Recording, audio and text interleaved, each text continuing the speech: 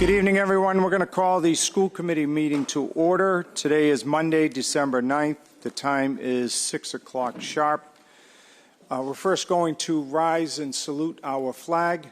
We'll then have a moment of silence for our veterans, and we'd ask you to remain standing during that portion of the agenda. We'll then take roll call to ensure that we have a quorum sufficient to officially meet this evening. And then we'll get into this evening's agenda, which consists of 8 items. First is approval of the minutes. Second is public comment. Third is the superintendent's report. Then we'll have subcommittee reports, motions and resolutions, personal privilege. There'll be a motion to go into executive session for the purposes of contract negotiations, and then finally adjournment. So if there aren't any questions, I'd ask the members to please rise and salute our flag. I pledge allegiance to the flag of the United States of America and to the republic for which it stands, one nation, under God, indivisible, with liberty and justice for all. Please remain standing for a moment of silence in honor of all those who have fought for our country and continue to do so today.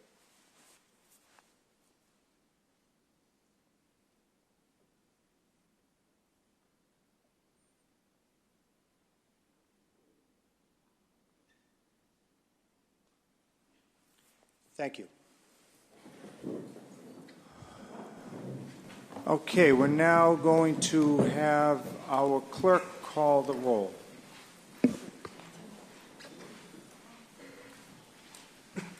Mayor Christensen? Here.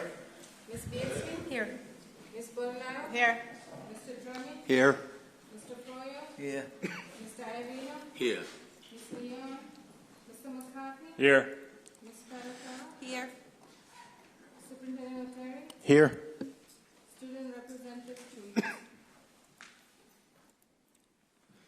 Okay, so we have a quorum sufficient to meet. Item number 1, approval of minutes. Mr. Iovino.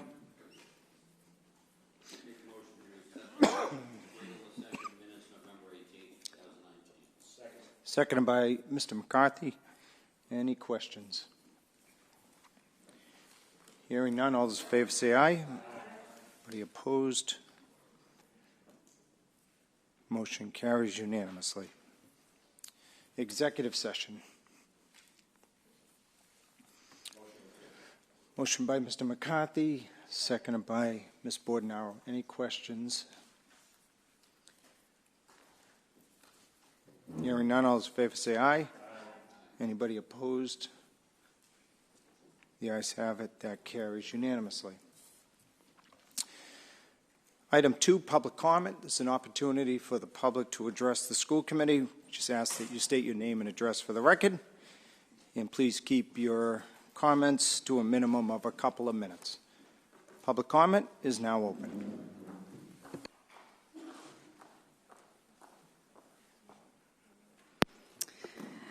Good evening, Mayor Christensen, Superintendent O'Terry, and Malden School Committee. My name is Deb Gesualdo. I'm president of the Malden Education Association and East Region Director of the National Council of Urban Education Associations. I'm here tonight to speak about a few things very briefly.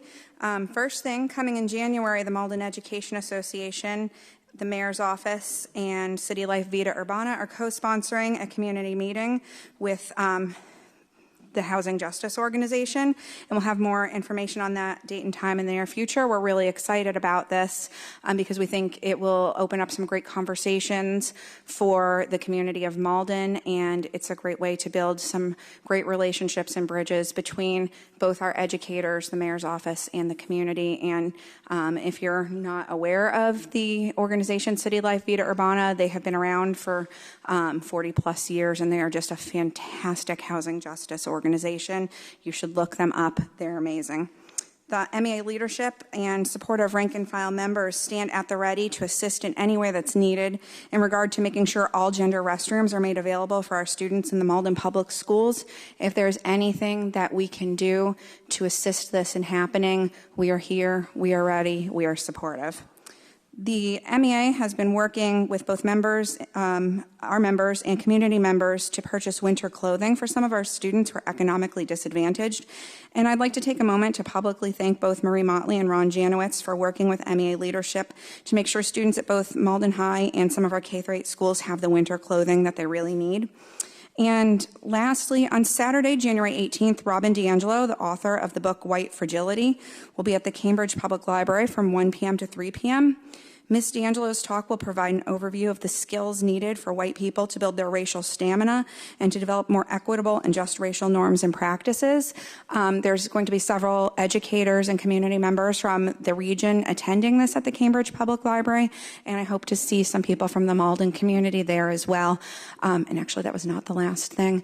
I just wanted to recognize all of the fantastic education support professionals and educators who are here in the audience wearing red for Ed tonight, and we're just here in solidarity as we get ready to bargain the contract again. Thank you, Ms. Gesualdo. Public comment remains open. Good evening. Good evening. Bonnie Littlejohn, Emerald Street. I just wanted to publicly thank outgoing school committee members, Ms. Beardsley, Ms. Bornano, and Ms. Leon, for their work and dedication to the students, families, and staff of the Malden Public Schools.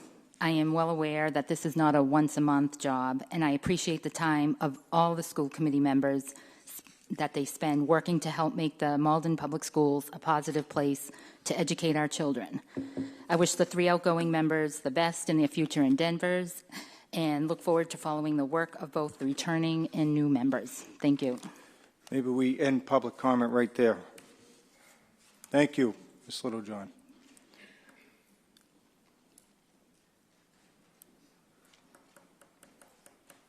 One more good one. Dawn O'Toole, 130 Adams Street.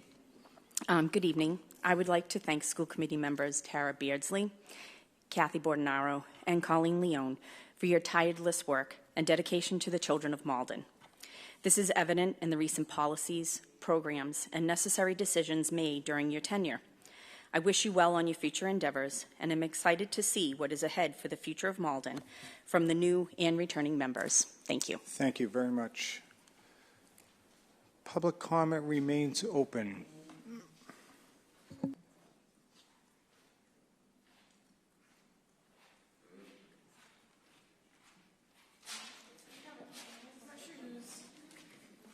Hi. Nicole Queen, Mount Vernon Park. I'm very thankful to be able to speak again today, and I just wanted to bring up again the gender-neutral bathroom discussion. We went to the policy subcommittee meeting, which was really fun. We had Jeff Peretti come in, superintendent brought him in, and the subcommittee had great questions for him. So it was really interesting. It was an education, and it was great to hear all the ideas that were bouncing around. So from that came, they were going to institute policy with a little p to add gender-neutral bathrooms to all of Malden Public Schools.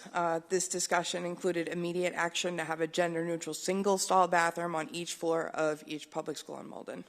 So I just want to make sure that that's what I heard. So I want to make sure that that's what it is.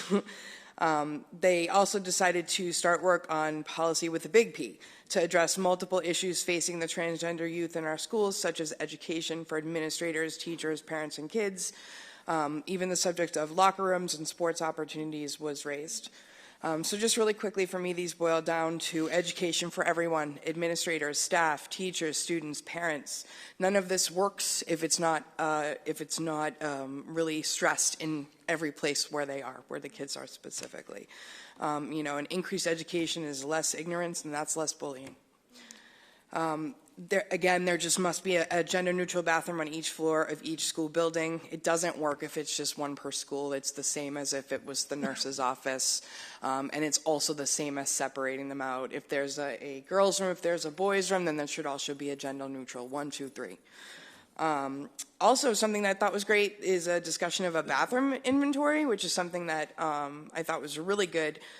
Because I know that there is some issues with broken stalls and doors, but also that this was a good part of the discussion where we talked about moving to multi-stalled gender-neutral bathroom, just so we can make sure that it is possible.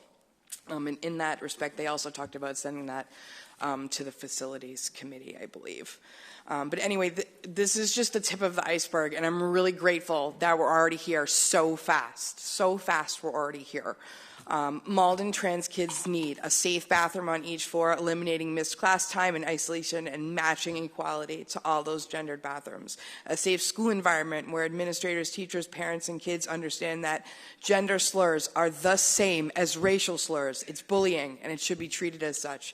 And also, they deserve a supportive community that treats them as equal members of the city of Malden. So, thank you. Thank you. Anybody else wishing to address the school committee?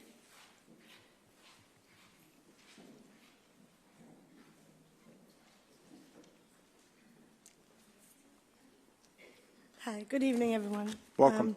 Some of you may know me, some of you don't. My name is Debbie Esposito. I thank you for letting me speak in front of you tonight. I am speaking on behalf of Malden paraprofessionals, voting down our contract a few weeks ago. I've worked in Malden Public Schools for the past 15 years, and a lot has changed. The workload has become more, children's behavior and needs have changed. I asked myself why it took me so long to get involved with the union. When we lost extended day at Salemwood, and I lost opportunities to act as a sub, I realized what a low position I am in regards to pay. Today I often work from 8 a.m., then at a second job until 10, 11 o'clock at night. I love the kids. I've bonded with these kids, but when I saw the pay scale in this contract, I felt degraded. I felt it was disrespectful to us to be making lower to close to poverty level wages. I don't see it in the cards for me or majority of the other paras to live an easier life and not work 2 jobs, ever. If I stay working in the schools, I don't see how I can just work 1 or 2 jobs, maybe 3 at this point. The kids are our future. If we suffer, they will feel the suffering too. Schools should be places filled with opportunity. Malden students deserve better. In closing, we ask you to understand our plight and going forward, negotiate to a better contract and livable wages for the 180 paras professionals that are working in your city today and giving these children a better life and a better chance that they might not have at home. It's a safe place. We want to keep it that way. With that, in closing, I'd like to say thank you all very much, and please, hear what we have to say and try to renegotiate with us. We'd appreciate it. Thank you very much. Thank you.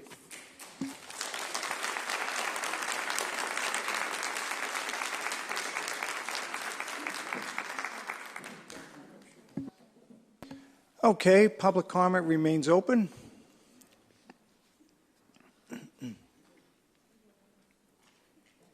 Hi, my name is Eden Carhart-Smith. I live at 16 Corey Road in Malden. I just thought I'd say bye to those who are leaving and thank you for all you've done. I support gender-neutral bathrooms. I'd also like to see more recess.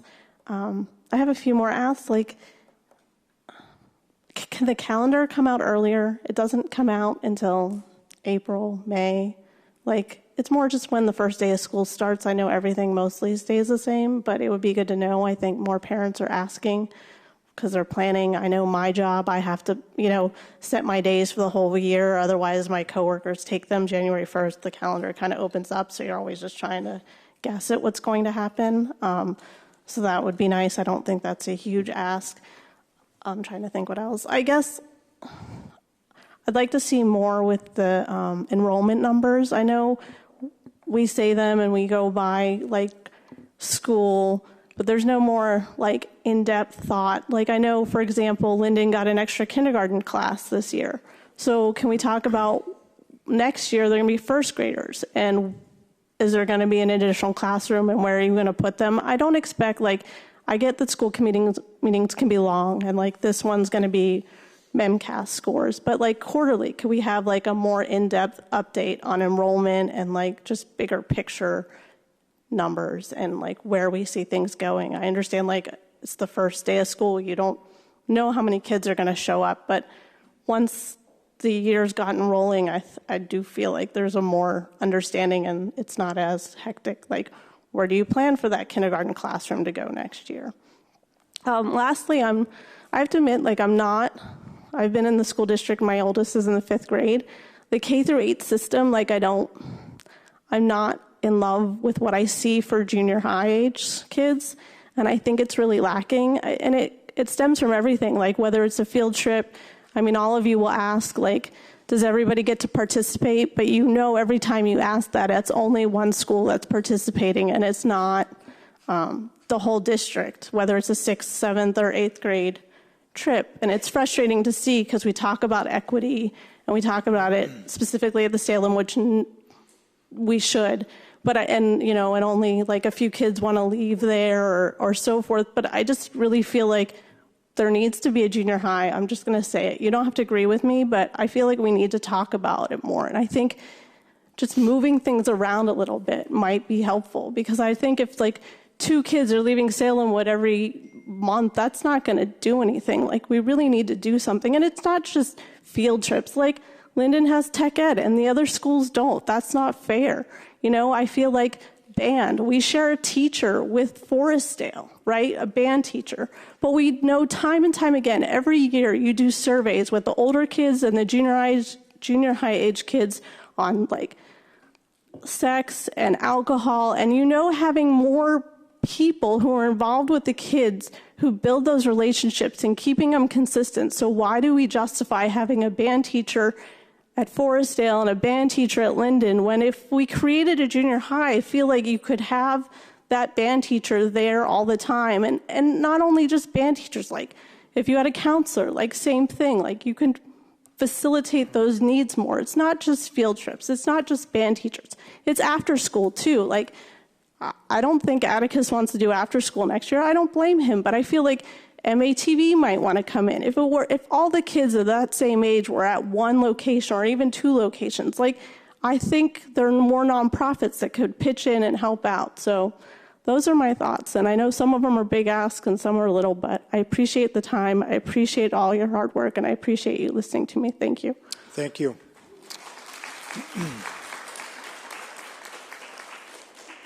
Public comment remains open.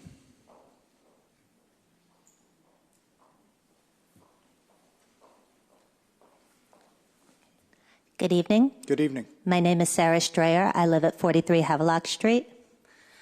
I just wanted to take a quick second to say thank you to the paraprofessionals that I've worked with at the Salemwood School, and to thank the other paraprofessionals in Malden for everything they've done to support our students. Penny Kalman, 194 Bainbridge Street. Mimic what Sarah Strayer said. I'm here to support my friends across the city. I can tell you right now, Salemwood would not have survived all of our administration changes if it wasn't for the steady staff, and that includes not just teachers, but the paraprofessional staff that kept our classes together, that kept in-house going, that kept kindergartners from running from school and just loving school. We cannot run our schools without these ladies and gentlemen. I love them. My kids love them. When they come home from Forestdale, I hear about Mr. Joe, I hear about Miss Nolan, and you see it. You see it on their Facebook, you see it all over the place. So please support them as we do. Thank you. Anybody else wishing to address the school committee can do so now.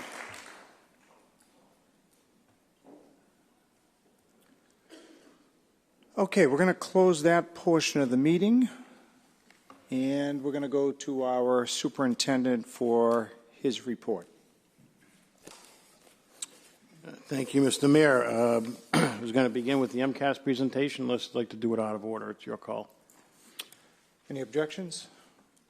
Okay, we'll do the presentation. Okay, if we could recess down to the seated area and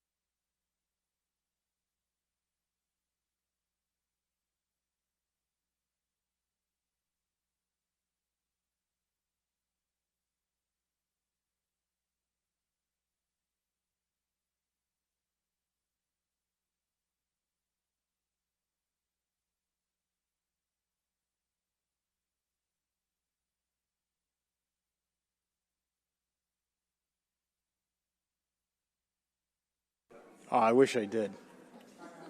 Love Barry White. Testing, that's fine. Perfect. Okay, good evening, everybody. I apologize. Most of you are going to see my back, but I know it's required that I speak into the microphone so that this gets recorded for cable television. I would like to inform our viewing audience and the people here in attendance that this PowerPoint presentation will be available on our website tomorrow. We'll have that up there for everybody to view. This is the similar presentation that we've done over the last couple of years. This is the third year we've done our MCAS analysis using this format. So start off with our beliefs. These are core values to us here in Malden Public Schools, that every student can and will succeed academically, socially, emotionally, will feel connected and supported. Each family will feel connected and supported, and we will meet the needs of all students. That's an ongoing goal. It's a continual target for us as we want to make sure that all of our families, students, are supported academically, socially, and emotionally. We'll begin with the high school. Malden High School, and the MCAS results have been available publicly from the Department of Education for the last couple months. Our school committee members have had this in their packets, so I'm going to just sort of hit the highlights here. What we did with each school was we asked them to do an analysis of the areas of strength where they excelled, areas where they had some challenge, what they would like to do, what would like to be increased, and then what the next action steps are for this. So Malden High School, I think we had some really very positive gains there. In math, we met or exceeded our composite percentile index for our students in the subgroups. We either met or hit the target for Asian, African American, Black, and students with disabilities. That was a major increase from previous testing years. In science, we met the CPI target for our Asian subgroup, as well as in English language arts. Math, our SGP, that's the student growth percentile. That is what I look at as a really positive indicator of how a student and group or grade is doing. What that does, and I find it's sort of a marker that levels the playing field, if you will. It takes and compares a student's previous MCAS scores with that group. So make up a number, if that student had a 480 under the new test, it would look at all students, the previous cohort that had a 480, and what they did on the current test. So really it measures them against their peers in that academic testing realm. So it shows how it is. A student growth percentile over 50 is good, higher is better, but when you're 50, you're above the average. So we look at that as an indicator of our trajectory and growth. So in math, our SGP was either typical or exceeded. Same thing in ELA, showed our SGP both typically and exceeded growth in 9th and 10th grade. I'm sorry, 9 of 10 subgroups. If we could just raise this a little, Natalia, I think we're just missing the bottom line there. Just a tad. Or maybe it's just on my printed copy. Okay, it just didn't show up in the, okay, it was subgroup. I think that's the only one where it's low. Show this visually. We broke this down by English language arts, math, and science and technology. Areas where we definitely need to work on are up here in our meeting expectations, and we are below the state average. We have 39% of students at Malden High School are meeting expectations, where the state average is 48. 10% exceeds, state average is 13. So we need to close that gap. We have more students than we would like that are higher than the state average for partially meeting. So we want to close those gaps. In terms of mathematics, what we did see was some positive gains here with 46% of our students in math are meeting expectations, where the state average is 45. And you can see we're very close on the exceeding, where we have 10% of our students versus the 13 statewide. We're pretty close to the state average on partially meeting and not meeting expectations. We're a little bit above the state average. So we're not great there, but the gap is a little less.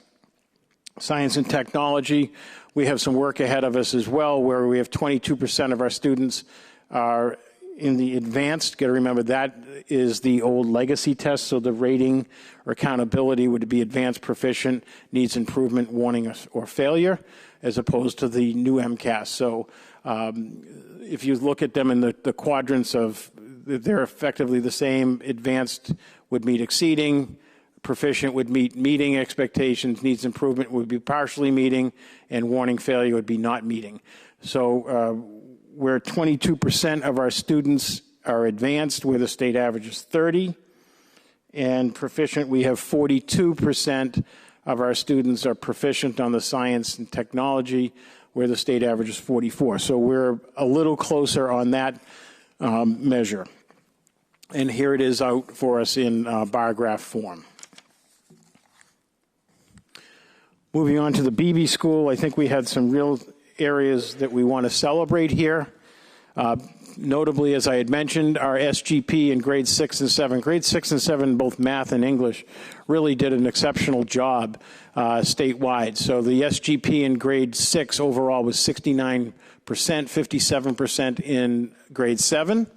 And I think another real important measure of what we're doing with some of our more vulnerable students would be in our English learners, or former English learners. 81% of the students in grades 3 through 8 met or exceeded expectations in ELA. So that's a real tribute to, I think, the work that's going on in our English language learner education realm. And I think the BB schools should be proud and celebrate that. Moving on to math, our SGP there, 73% in grade 6 and 61.6% in grade 7. Major sources of celebration. That was excellent. And if we look at our FLEP students, our former English learners, 73% of them exceeded or met expectations. So doing very well. Science, 52% of our students in grade 8 are meeting or exceeding expectations. It's 14% higher than the district and 6% higher than the state. So we've got some good measure of comparison there. Where we would like to improve on our BB school would be the overall SGP in grade 4 was 46.6%. That's a little below average. Disadvantaged students in grade 4, 43%. And we would like to boost that up. Our overall SGP in math in grade 4 was 46.5%, where our English learners was 48.3%. We want to boost those. Grade 5 had a similar overall ELA SGP was only 32%. We want to work on that this upcoming year, see where we can improve on that. Our overall SGP in math in the 30 percentile here. So our grade 5, we've got some work to do upcoming for that. The next steps is to align the student teacher assistant team, our STAT team, and our protocols with MTSS. That's an ongoing issue that we're working on overall as a district goal, that we get our support, our multi-tiered system of support that hits our tier 1, 2, and 3 interventions so our students can be supported and succeed. Our strength, we want to strengthen our tier 1 instruction so that our teachers work together to increase student opportunities to engage with complex text and text. And we do a lot of work with our literacy assistants as well as our grade level teachers and special education support staff, help with that, whether it be close reading or with some complex problem solving, so that we develop those higher order thinking skills for our students in all grades at the BB. Then look at, again, moving up the MTSS ladder. We want to see what our tier 2 targeted supports will look like. We want to coordinate our PLCs, continue to increase positive family engagement, and using what we've established this year as PBIS positive behavioral intervention systems to work with our Tier 1 and 2 social emotional learning supports. And that's something that all of our schools are working on with our PBIS model. Moving along into the bar graph world, I think, just an overall calculation, I think things that should be celebrated here, 41% of our students are meeting expectations. State average is 42 at the BB. Down here under math, we see 39% of our students are meeting expectations, and the state average is 40. So we're right pretty close to that state average there. I think areas where we actually did very well in BB was down here in our science and technology. We had 10% of our students were exceeding. State average is 8. And with our meeting expectations, we had 40% of our students in the BB school met the expectations, and state average is 38. So, we're okay there. I think, always room for improvement. We want to get better at that. But that's, and again, you can see that visually here with school, district, and state average. The Ferryway School, some areas of strength that we want to highlight there is higher percentage of meeting and exceeding expectations than the state and the district overall in our grades 3 through 8. We had 54% of the students at the Ferryway met or exceeded expectations on English language arts.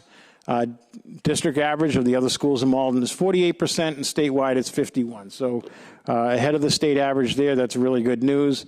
How students in the economically disadvantaged category did in grades 3 through 8 in English language arts. Again, Ferryway was higher than the state average, as well as district average. 48% of the students at the Ferryway met or exceeded. Of economically disadvantaged students, 42% of the district, and actually, I don't have that at, it's not 3%, it's higher than that. I think we just are missing a number. But we did beat the state average on that. Same thing here with our economically disadvantaged students in grades 3 through 8, Ferryway 38% versus the district of 36%. But much higher than the state at who 27% of our students across the state who are in the economically disadvantaged category met or exceeded expectations. So I think we should be quite proud of that, the work that was done at the Ferryway on that measure. Areas where we want to improve, we have a lower percentage of meeting and exceeding expectations than the state and district overall in math. We were at 41% versus a state average of 47%, and slightly lower than the district, which was 42%. We also had a lower percentage on grade 4 math of meeting and exceeding expectations. This is an area that I know that Principal Sepulveda would like to focus on here. We did not do particularly well here in grade 4 math of 26%. District average was 41%, and the state was at 48%. So that's obviously an area that we would like to address and improve on. In terms of the next steps, we want to, in our math, we'll be working with the math coach to identify specific areas of need.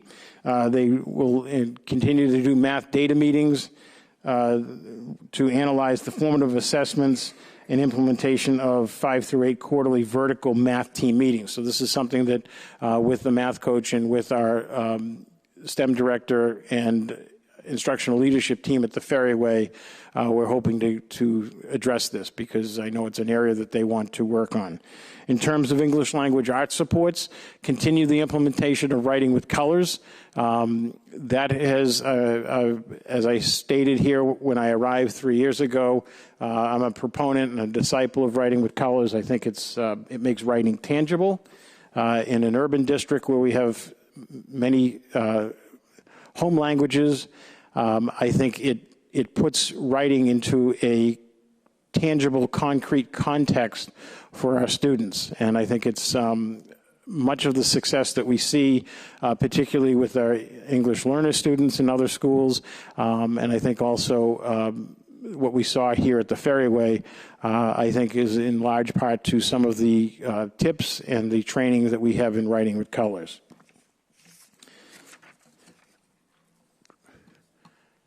And here you can see the Ferryway areas laid out. I think couple things we want to highlight here is in our English language arts, 13% of the Ferryway students exceeded expectations. State average is 10. And in terms of meeting expectations, 44% of our students at the Ferryway met them, and the state average is 42. We're at the state average in terms of partially meeting, 37%. And then when we look at those not meeting expectations, we are below the state average, which is good. We have 7% of our students at the Ferryway would be in that lower category, and statewide the average is 11. So we've got a little bit of a cushion there, and that's good. Areas we want to continue to work on, as we stated, some of our math scores here versus the state, we want to bring them up.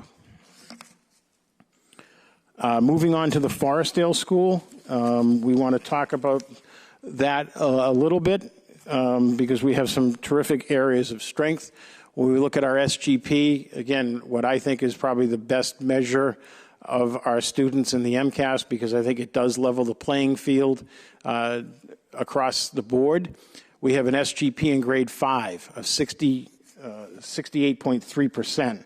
That's well above the state average of 52 and the district average of 48. 58% of those students are meeting or exceeding expectations. That's terrific. Our SGP in grade 6, well above the state average of 62.9. Overall, our district, as we saw with the BB school, did very well. District average SGP in grade 6 was almost 66%. That's actually terrific. When we look at grade 7, again, we see that continually SGP over the 50% mark by a healthy margin. 65% of our students in grade 7 our SGP in grade 7 was 65% versus a state average of 48. And you can see our district even did very well compared to the state when we look at it stratified across the grade 7. Grade 8, again, 60% of our students in grade 8 at the Forestdale, 60% SGP with our grade 8 students at the Forestdale, well above the district average of 50.5 and the state average of 52. Our subgroups at the Forestdale are African American students overall, an SGP of 63%. So we're encouraged by this, as well as our economically disadvantaged students had an SGP of 56.9. Moving on, other areas of strength, SGP is 60.4 versus the state average is 52. And we have grade 8 students with an SGP of 50, again, above the state average of 46. Asian subgroups had an SGP of 53 and economically disadvantaged overall 53%. When we look at areas of challenge, we see 40% of our students in grade 3 are meeting or exceeding expectations, and that's a little below the state average of 56, district average of 49, and only 31% of our students in grade 4 are meeting or exceeding expectations. Again, we saw this in a couple other schools, the grade 4 results, we lag in those. Subgroups, we see an SGP of in English language arts of our Asian students at 42.6. Again, we see grade 4 and grade 5. We want to work on both of those areas. So how are we going to do that at the Forestdale? We're looking at continuing to use our math program, the IXL, in grades K through 8 and monitor that data it provides. IXL is a national, effectively database, so you have a comparison of literally millions of other students with, so you have a good norming of what work we're doing and how our results are. We'll also continue to work at the Forestdale with our math and ELA coaches on targeted areas of instruction to move our students to the next level of achievement. and then regular ELA and math meetings to analyze data and formative assessments. They're ongoing anyway. It's part of what the instructional leadership team at each one of our schools do. They're continually ongoing steps. And here we look at the Forestdale in terms of bar graphs, and I'll just sort of highlight a couple areas that we might want to look at here. In terms of meeting expectations, when we look at our English language arts, a little above the state average, we have 43% overall grades 3 through 8. State average is 42, and we're just below the state average of exceeding with 9% versus 10 statewide. So overall, okay there. In terms of our math, we again highlighted that with 33% of our students meeting expectation in grades 3 through 8 versus the state average of 40, and then 45% of our kids partially meeting. We want to lower that one because the state average is 39. Going on to the Linden School here.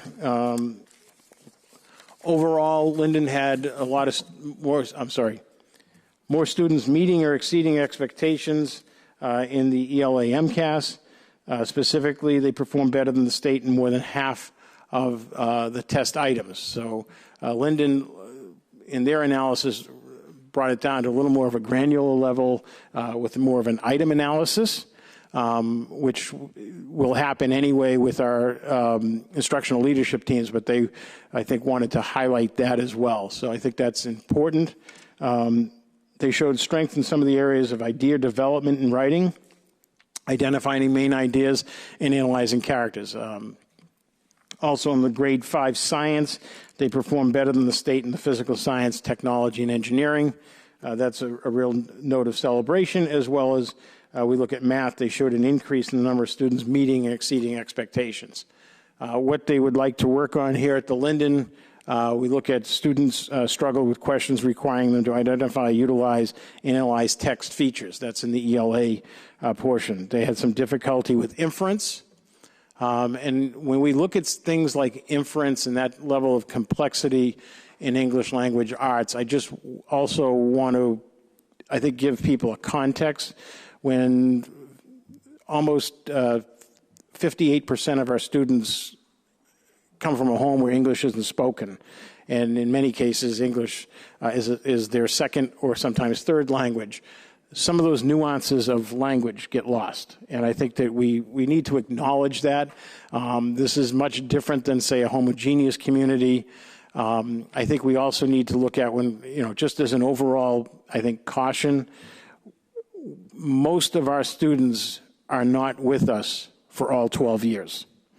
And, when you look at strategies and continuity, that's something that I think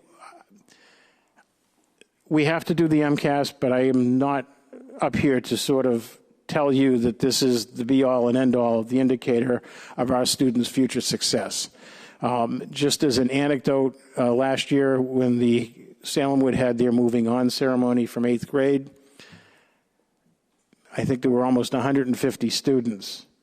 9 of them had been at the Salemwood from kindergarten on. So, our students are losing that continuity that other districts have that advantage of.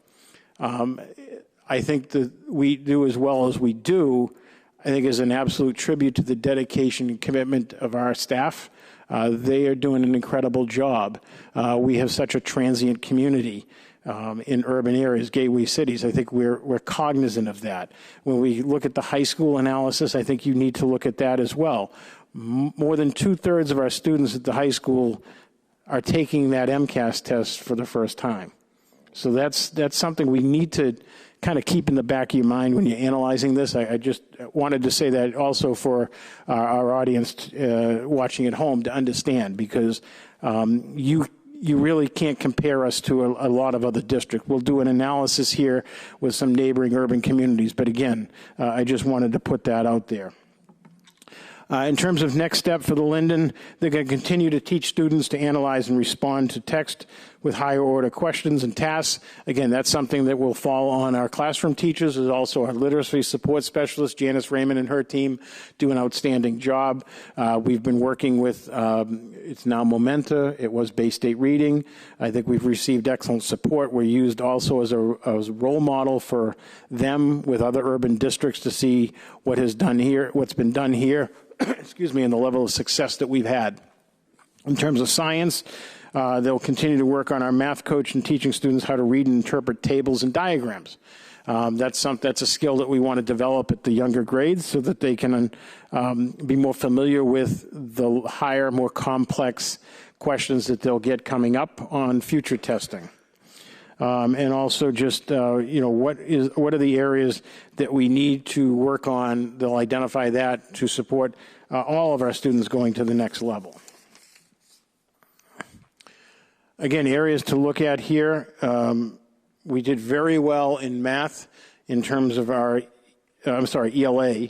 16% of the students at the Linden School exceeded expectations versus statewide 10%. So that's really good news there. They were right at the state average and a little ahead of the district. 42% of the students in ELA met expectations. Really good news here on the partially meeting. We only had 30% of our kids partially met versus a statewide average of 37. And we were just about at the state average in not meeting with 12% versus 11% statewide. Moving down to our math, we look at here again, a little bit ahead of the state. 11% of our students in Linden exceeded versus 9% in the state. Little bit below in the meeting expectations, 37 versus 40. But we had a little bit of good news on the next level, and the 37% of our students partially met on math versus 39% statewide. And we're a little bit ahead of our students not meeting, 16 versus 12 across the state. With science and technology at the Linden STEAM Academy, 13% of our students exceeded versus a statewide average of 8. And a little bit below on the meeting expectations, versus 35 versus 39 statewide. And then we see that we were right around the state average, 42 for partially meeting versus the state of 40, 11% not meeting, a little bit below the state with 12%. So overall, pretty much at the state average when you aggregate that out. Moving on to our last school is Salemwood. I think we want to look at grades 4 and 5. The ELA was a higher percentage of students meeting and exceeding than the district and state for grade 4. Grade 3, 6, and 8 increased the scores from 2018. So that's another, I think, give a hooray out to Salemwood for that. Our math, we increased math achievement by 2 points overall. That was good news as well. Grades 4 and 5 math was higher percentage of students meeting and exceeding than the district. So there's some good things here. Average SGP is higher than the state in all grade levels and subject areas. And again, I want that SGP to me is an important driver to see how well we're progressing our students, moving them along. CPI is important too. We get the bonus points for meeting certain markers, but that SGP, again, I think it levels the field to a degree where our kids are compared to other kids with the same scores across the state and how they do the following year. Areas of challenge, the accountability achievement for students with disabilities in math and ELA. We want to work on that. Grade 7 math, there was a bit of a decrease in the percentage of students that achieved meeting or exceeding expectations. And grade 5 and 8 science, it did increase in 2018. However, it's still lower than the district and state. So Salemwood wants to work on that. Next steps for them is to increase opportunities and review for open responses and how those can be improved with our Writing with Colors program. That's exactly what it's tailor-made for, short answers, open response questions like that. We want to get down into an item analysis to look at overall trends in grade level, increase our literacy assistants and math coaches during math centers, and then meet with students and families that are on the cusp. That are, in terms of moving up. I think that's another part. We look at the scores, but, our students are more than an MCAS score. And one of the ways we know we can increase our overall accountability, but I think more important, empower our students, is we get a kid that's on the cusp of meeting or partially meeting to meeting. We want to make sure that they know that they're really just a question or two away. And it's a question, of empowering those students to believe in themselves, to have that perseverance, that resiliency, that grit, and that ability to just go extra. I'm just one or two questions, and I've moved into a totally different realm and category and challenging them. So I think that, those are things that we know are going to be very helpful to our kids and overall to our district. When we look at our analysis here, again, it's all here in up, and we'll have it up on our website. But, we see that in terms of ELA, a little bit below the state average, 7% of our kids exceeded versus a state average of 10. In terms of meeting expectations, a little bit below as well, 37 versus 42. And conversely, on the not partially meeting, we were a little bit ahead of the state where we don't want to be in terms of not meeting, again, 18 versus 11.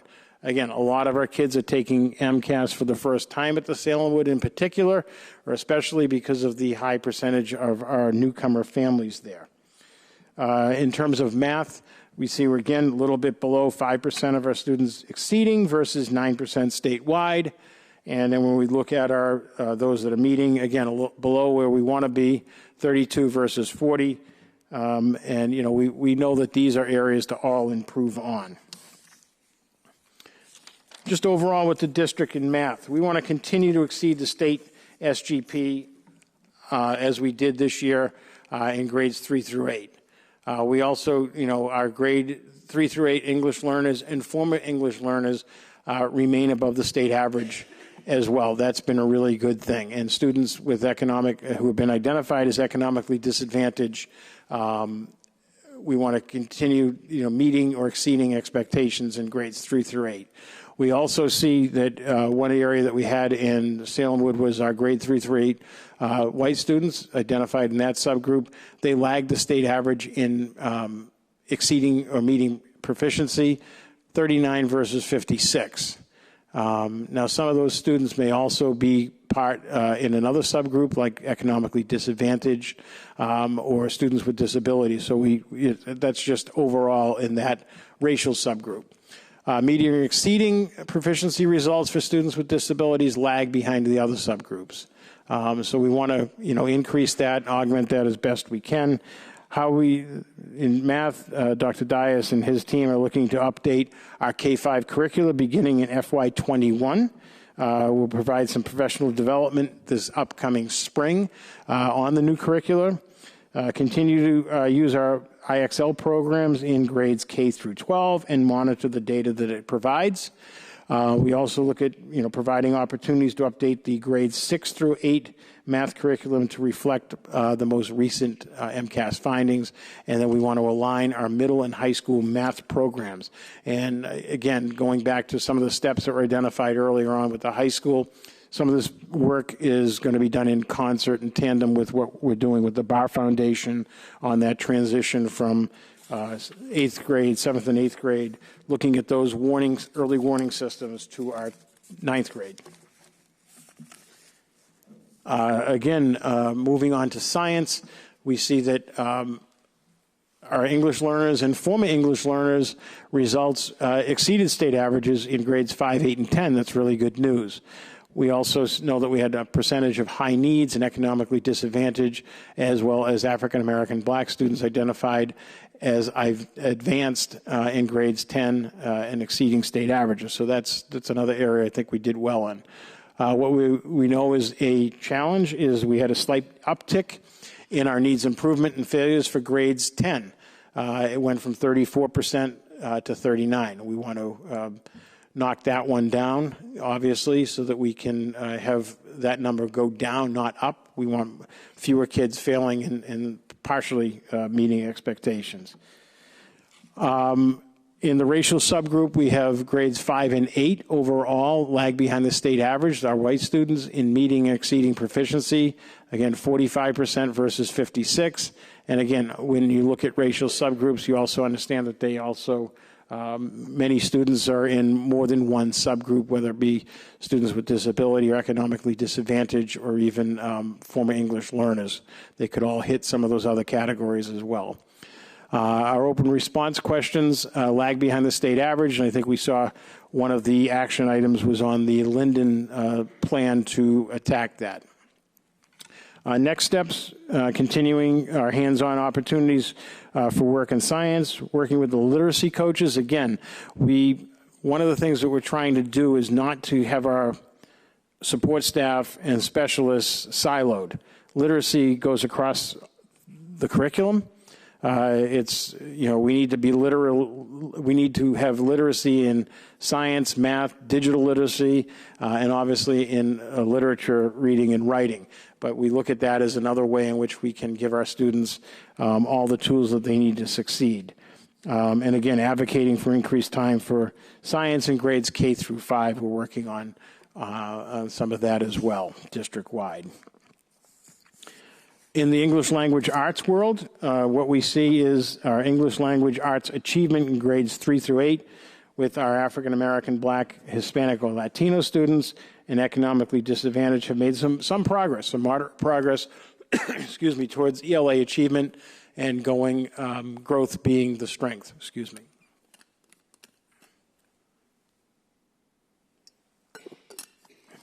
Also in one of our racial subgroups, our Asian students have made substantial progress in English language arts achievement and growth being the strength of it there. So we have some good news there.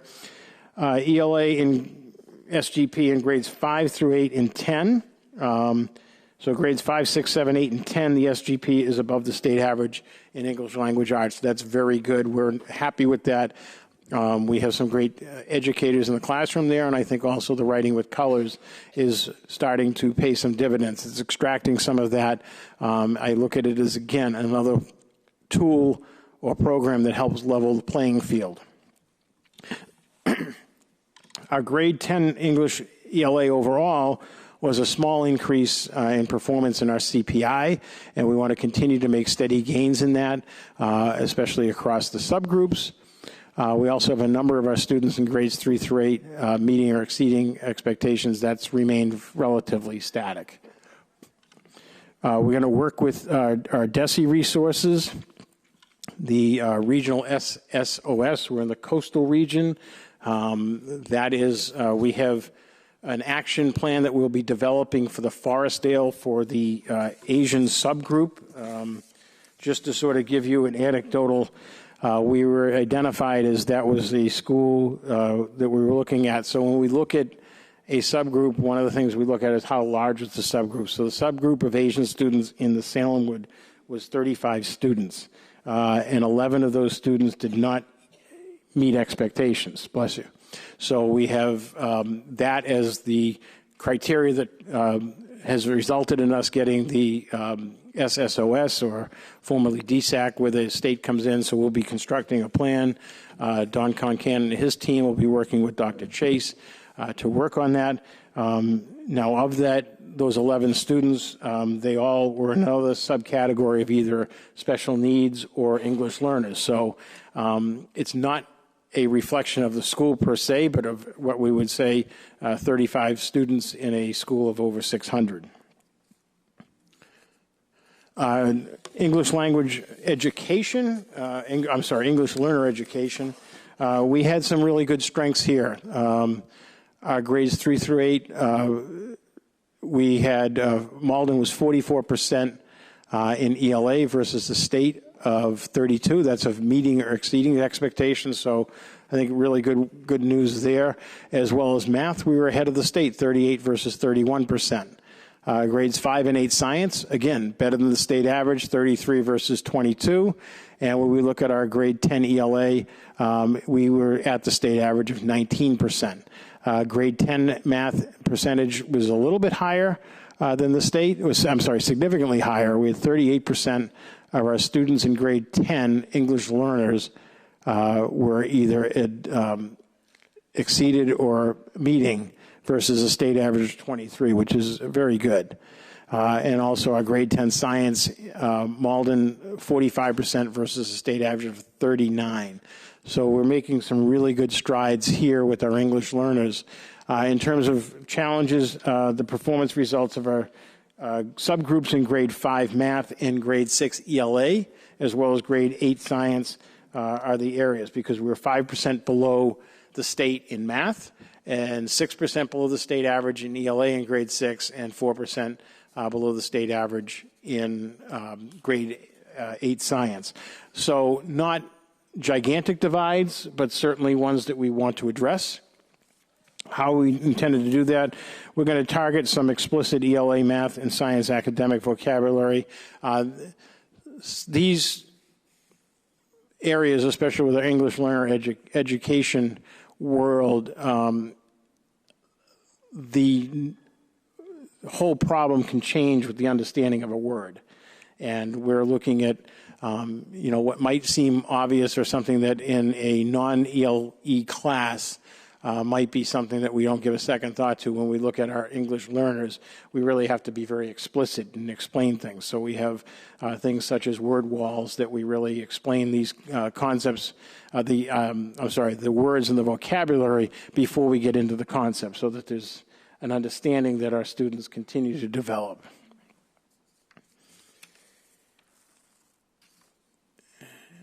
Special education. Our grades 3 through 8 are alt assessments and are substantially sub-separate programs. 90% are progressing or emerging in ELA. 78% in math. In our inclusion classes, 1% exceeded the expectations, 55% met or partially met expectations for ELA. Oops, I'm sorry. And then our participation rate was very high. So when we look at the high school and special ed, 64% met or partially met for ELA and 63% met or partially met in math. So, areas that we're looking okay in. When we look at our areas of challenge, we look at students who performed up to level 2 on the self-eval. This is on the alt. Our 3 through 8 inclusion classes across the district, science, technology, and math. We have some specific challenges and problems there that we'll be working on at our grades 3, 4, 5, and 8. At the high school, our CPI in the English language arts declined. We will work on some of those. I think now that we have a director of guidance on board, working with our special education department, we can sort of target and pick some of that fruit that's hanging for us to where we otherwise didn't have the person power to do that. And we know that our SGP in ELA and math are below where we want to target. So moving on to next steps, we're going to have as many of our teachers, particularly when it comes to some of the alt, go to the state training so that that's up to speed. We continue to offer professional development on the alt portfolio development system. Again, our math coaches and are critical. Like other areas here, we want to continue our work with writing with colors. As I said, I think it puts writing, which is a very abstract concept, into something that's very visible and tangible for our students, regardless of their ability level. That's the beauty of it. And continue to have our co-teachers attend professional development and inclusive practices. I think that's something we were also part of a study through Boston College this fall on inclusion and co-teaching. They haven't given us the results. I think I talked about that in the spring. They won't name us as a district, but I can tell you in the debriefing with them, they were incredibly impressed with the quality of instruction and the depth of our co-teaching and inclusion classes. Really impressed with that, and we are very proud of that. What we would like to get is what I think would be the standard is in a co-taught class, you can't tell who's the special educator and who's the content teacher. That's where we when we can get to that, I know that we're hitting on all cylinders, and we're getting there. I think that was one of the questions that I asked the team, and they're all current administrators across the state. They're all in the PhD program, but they're all special education directors, principals, assistant principals. They felt in many of the instances you had no idea, and that to me is the true litmus test of that.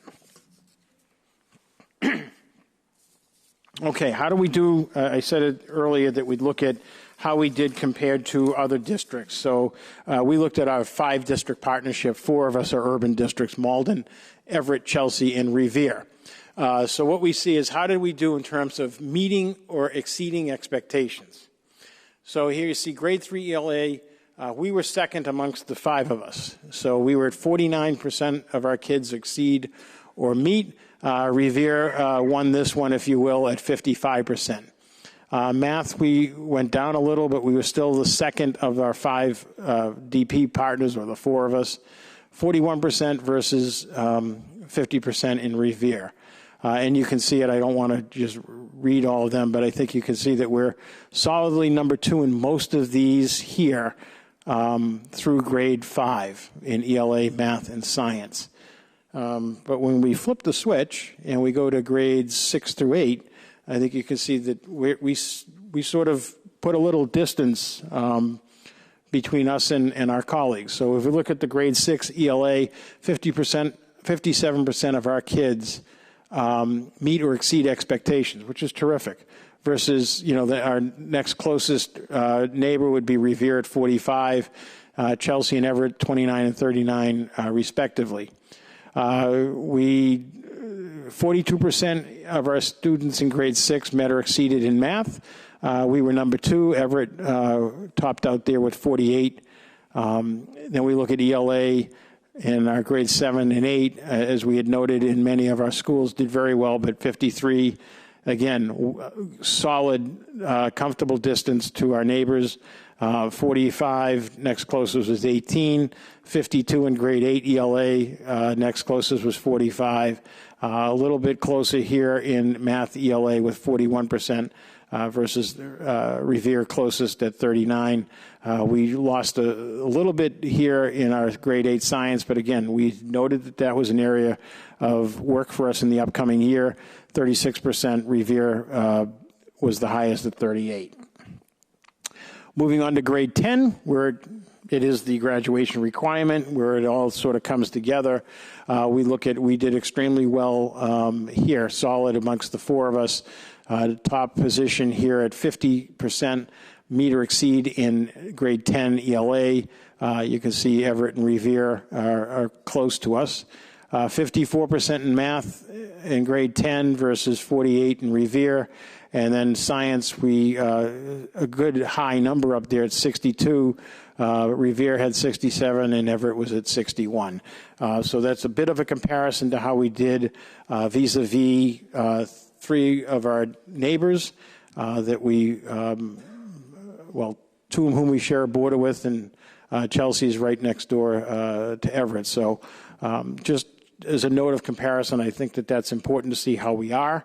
In similar type communities. Again, not an apples to apples comparison necessarily. I think that, each district has its own narrative and uniqueness that it makes each one a little bit different. But I think that what we can tell from the Malden narrative in compared to our other 3 neighbors is that we are getting better as the grades progress. When it counts a little bit more, I think that we did very well. So I think, again, going back, I think there's more to a student, more to a district than an MCAS score, but I also think that you need to see a little bit behind this to see what's going on, what our hopeful strategy is going forward, because it's important. We want to improve this because we know that it is a bit of a determination of some of our students' success. We're looking at a number of other factors as well, such as common assessments. We also do that in the 5-district partnership that gives us some data that's valuable so that we can go back and specifically target some areas that we know our students struggle in and can get better in. We want to look at some of the complexities of the language and the vocabulary that's used, especially in a district like ours that has a very high percentage of English learners and former English learners and students that the home language isn't English. So their opportunities to continue to expand their vocabularies are a little more challenged than English speakers. So that's all I have right now for the committee and for the public, but we want to go back up and take questions.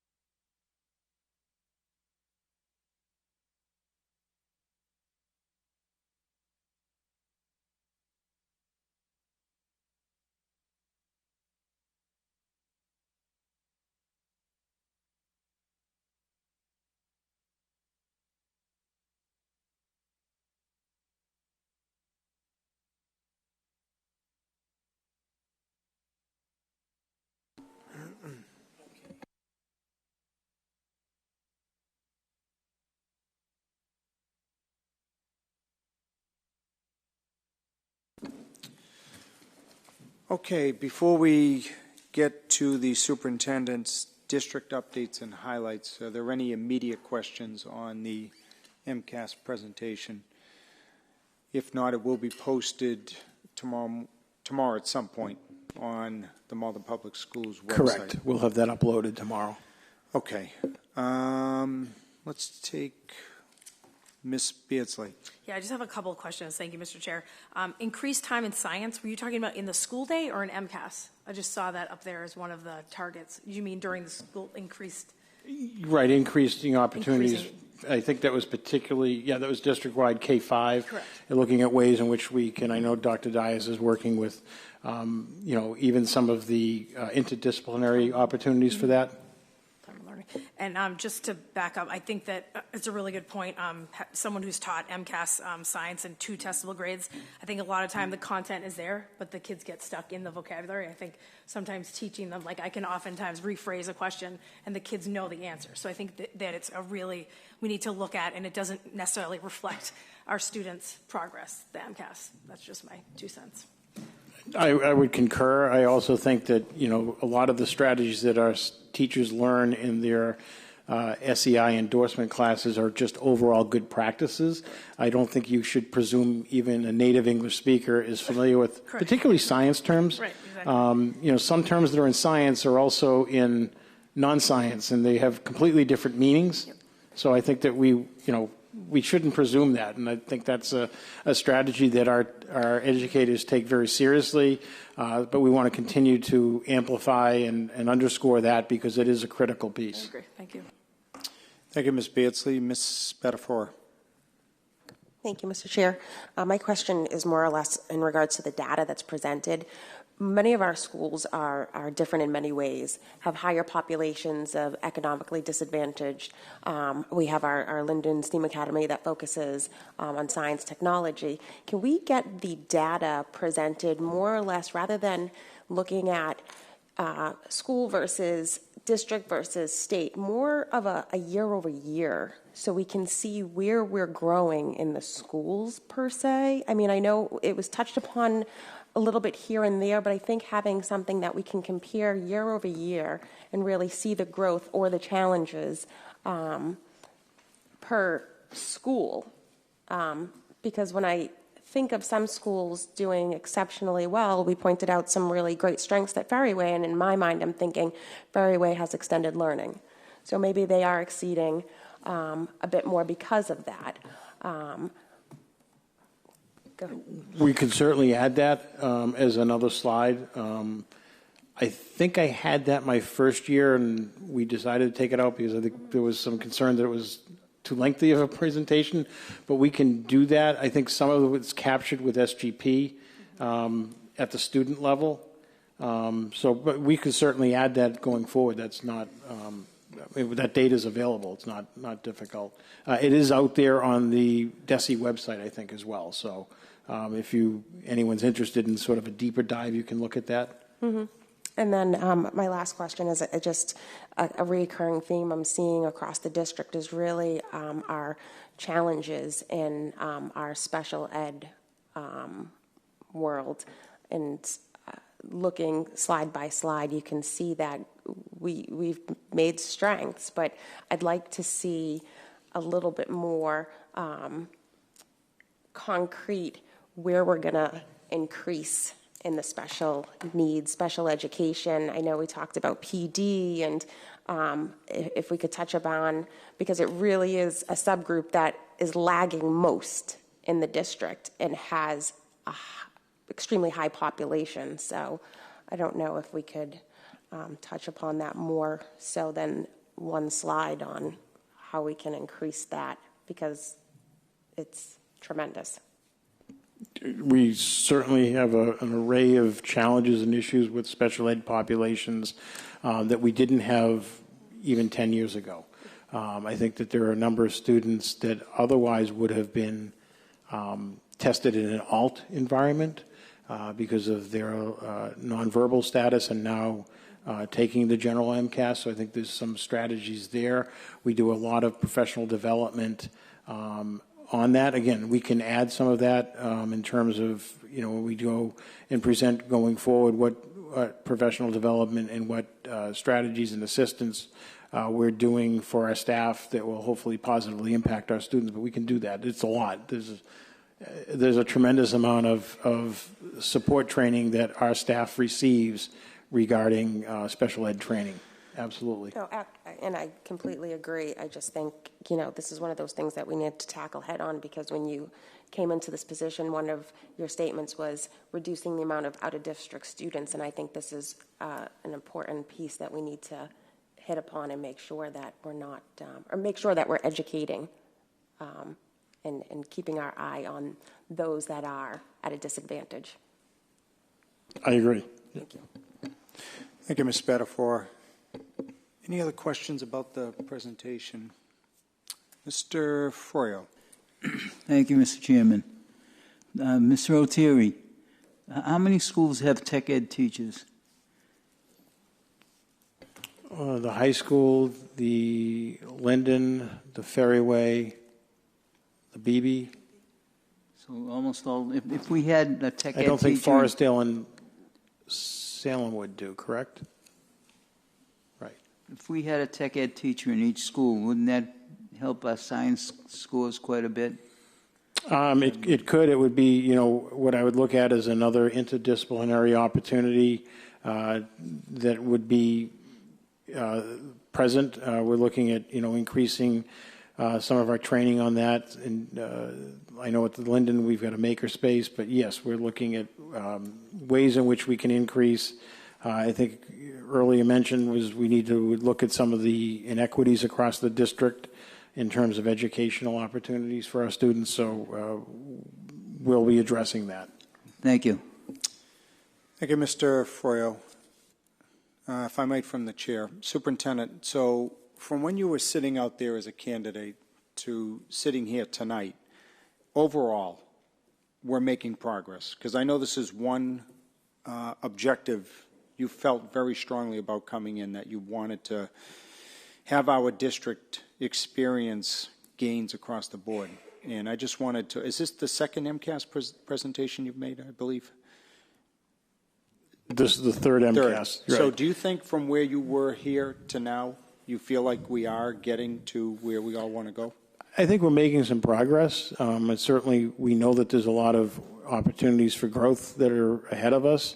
I think that, we are lacking some of the resources. Hopefully in the upcoming budget cycle with the Student Opportunity Act, that we'll be able to fill some of those. Okay. But I think that we've got a good plan. We have some incredibly talented staff that are dedicated to this and supporting the work that's going on. I think having some continuity in our administrative team is helpful. So I think we're going in the right direction. Gains in MCAS scores are not quantum gains. They're steps. And I think we need to continue to keep that in mind. Particularly, and I'll go back to what I had referenced during my presentation, is that in an urban gateway city, the opportunity to have the students for all 12, 13, 14 years is not there. Many of our students at the 10th grade or 8th grade are taking MCAS for the first time. So we have a major challenge with that. Some of the programs that you would put in at the 3rd grade to support some of this work, we don't see the fruits of that because we have a number of kids that enter at all grade levels. So again, the gains are, there are steps. We're progressing in the right direction. The trajectory, I think, overall is good. We have some identified areas that we need to improve on. I think that, overall, pretty good. I mean, we get that feedback when we meet with the state. Overall, I think that they're happy with what's going on, but we do have a number of challenges, and we're addressing them. I don't think that we're hiding from them. I think, the presentation I gave tonight, I think, was as honest and I think transparent as we could possibly do, because it's important to know where we are.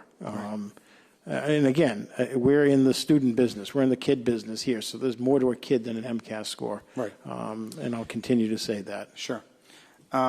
Let me also ask you, speaking of which, is that something else you could show going forward, students that we've had from pre-K or K all the way up or whatever? That would be a really hard one to pull. I think that would take a lot of... Can you at least look into it to see whether or not it's a possibility? Or do you think it's not? I don't know. I'd have to talk with our data side, and I don't know. Okay. I don't know if it is. I don't know how we could extrapolate that. We probably could. It would be mapping it to the MCAS score year over year. I think would be a hard thing to do, because I don't think that the database ties it. It looks at it statically for that year as the identifying mark, if I'm not mistaken. So I don't know if that can be. It probably could, but it would be very labor intensive, almost student by student. Okay. Yeah, if you could just ask maybe at your next meeting. And one of the, under next steps, writing with colors, it said that it was being fully implemented. I had thought that it already was. Is it still being ramped up school by school, or is it? Yeah, well, and I also think what that fully implementing, meaning getting more of our staff trained on that. Oh, I see. It's been out, but I think that with some of the changes in leadership, maybe it hadn't, all of our staff hadn't been fully trained on it yet. Okay. And then just a final question. I know we ask you this every time. The future. Have you heard anything from down the street, meaning DESI, as to what their game plan is moving forward? I know this is the newest model. Do you think they'll stick with this? Is this next gen, or what's this called? This is next generation MCAS. Right. Any scuttlebutt from up top? I think that they're sticking with this. I think they've invested a lot of money and research into it. They did a kind of a 2-year crossover to get to this. So are we out of the crossover? Is this? Yeah, we're on the fully, science, I think, is the next one to shift over to the next generation one. And but I think that this one's here for the foreseeable future. Okay. I haven't heard any news of a new one coming down. Yeah, or changes to it. I was just curious. Correct. Okay. Yeah. All right, very good. Well, thank you for that, Superintendent. If there are other questions the members have, please don't hesitate to reach out after the meeting. Otherwise, again, the presentation will be hoisted at some point tomorrow, right? Correct. On the Malden Public School website. All right, let's jump to the superintendent's report. Sure. Thank you. So moving on, as we have had for several months here, diversity, equity, and inclusion updates. November 20th, Wednesday night at Malden High School, Jenkins Auditorium, Dr. Danisa Monte Jackson was the keynote speaker at our first town hall. We had stakeholders from a number of groups that attended. That will be going up on our website, the video of her presentation and talk in the very near future. We're working on a couple technical challenges on that. One of the highlights I think that she outlined is that this is a 10-year process. There's a 2030 plan for this.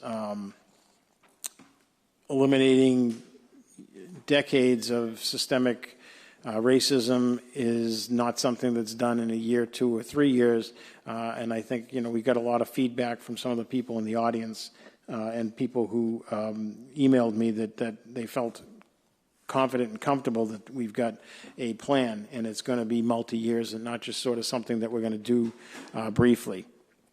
Also in this, our Influence 100 program, we have 2 fellows, Principal Sepulveda and Principal Garcia are part of this program that kicked off on October 11th. There will be some work upcoming for the school committee on this. I think that in the upcoming year, Influence 100 is going to require a commitment by the school committee to embrace and work with diversity as part of their working goals. So more to follow when we get that information. Another part is we've been part of the diversity network. Our first meeting was on October 17th out in Worcester at the DCU Center. We're one of the 15 school districts that was selected. We were very fortunate for that. We'll be going back December 17th, a week from tomorrow, which will be a 2-part all-day meeting, one with the Diversity Network, and the other is with the cohort that we're in with 4 other districts. And part of that will be training with the New Teacher Project. Gender equity, as we talked earlier, I think we heard some comment that last Wednesday, December 4th, here at the Senior Center, we had a Policy and Procedures Subcommittee meeting. Mr. Jeff Perotti, the founding director of Safe Schools for LGBTQ students at the Department of Elementary and Secondary Education and consultant to schools for DESE on gender equity. He was our guest speaker. He spoke about offering as many all-gender options as possible for our students. As a result of this meeting and the guidance from Mr. Perotti, the subcommittee came up with a resolution that we'll hear about later at the meeting. We'll be in negotiations with the Malden Education Association, which we're very thrilled to hear that they're publicly supportive of this as well. I want to thank Ms. Jeswaldo and the MEA for that, and working with public facilities and our custodial staff at transitioning those bathrooms to be all gender. This is an important step, I think, for the district. It needs to be done in a thoughtful manner, as Jeff Perotti said. He was very complimentary to the district and our leadership that is embracing this and making this a supportive environment for all of our students, but in particular our transgender students who are really put into a position that makes them I think, vulnerable and identifies them, and we want to make sure that we can eliminate that so that this is inclusive and welcoming for all of our students. We're also part of the Massachusetts Partnership for Diversity in Education. I went to our first meeting on that. There's 25 districts in the state. Regina Cairns, who is also the educational secretary for the Mystic Valley NAACP, is the chairperson of that. When we spoke about all the initiatives and projects we have going on in partnerships, we were clearly the stars of the show with other districts, envious of all of our awards and grants that we've received in working with state and other providers. So we're going in the right direction there. And then lastly on that, I am working on hiring a human resources director. We are in contract negotiations, and I hope to have an announcement in the near future, which I will send out once we get ink to the paper, as they say. Our visioning work with Dr. Laurie Likas continues. She is the consultant that has been the architect for the mission and vision statements for our gateway cities, highly recommended from the state. We had our second visioning meeting last week at Malden High School. There'll be at least 2 more upcoming meetings. This team is comprised of students, family members, teachers, school and district leaders, school committee members, and community partners, some folks on the elected side of the world as well. At this point, we're at the stage of soliciting input from stakeholders. Each one of our members was charged with soliciting information. I believe Ms. Spatafora is the school committee rep, and she has sent out, I believe, surveys to our elected officials. So that is your homework. I'll be the bad person for Ms. Spatafora. Make sure you get that in, because that input is critical. We're also doing that at the building levels across the district as well. She'll be meeting with our Total Leadership Council on Thursday, and we look forward to developing this plan. We started this work in the spring with Dr. Likas, and we're continuing to move in a positive manner on that. Substitute pay rate, I want to talk about that. At our last school committee meeting, we spoke about the need to increase the pay for substitute teachers.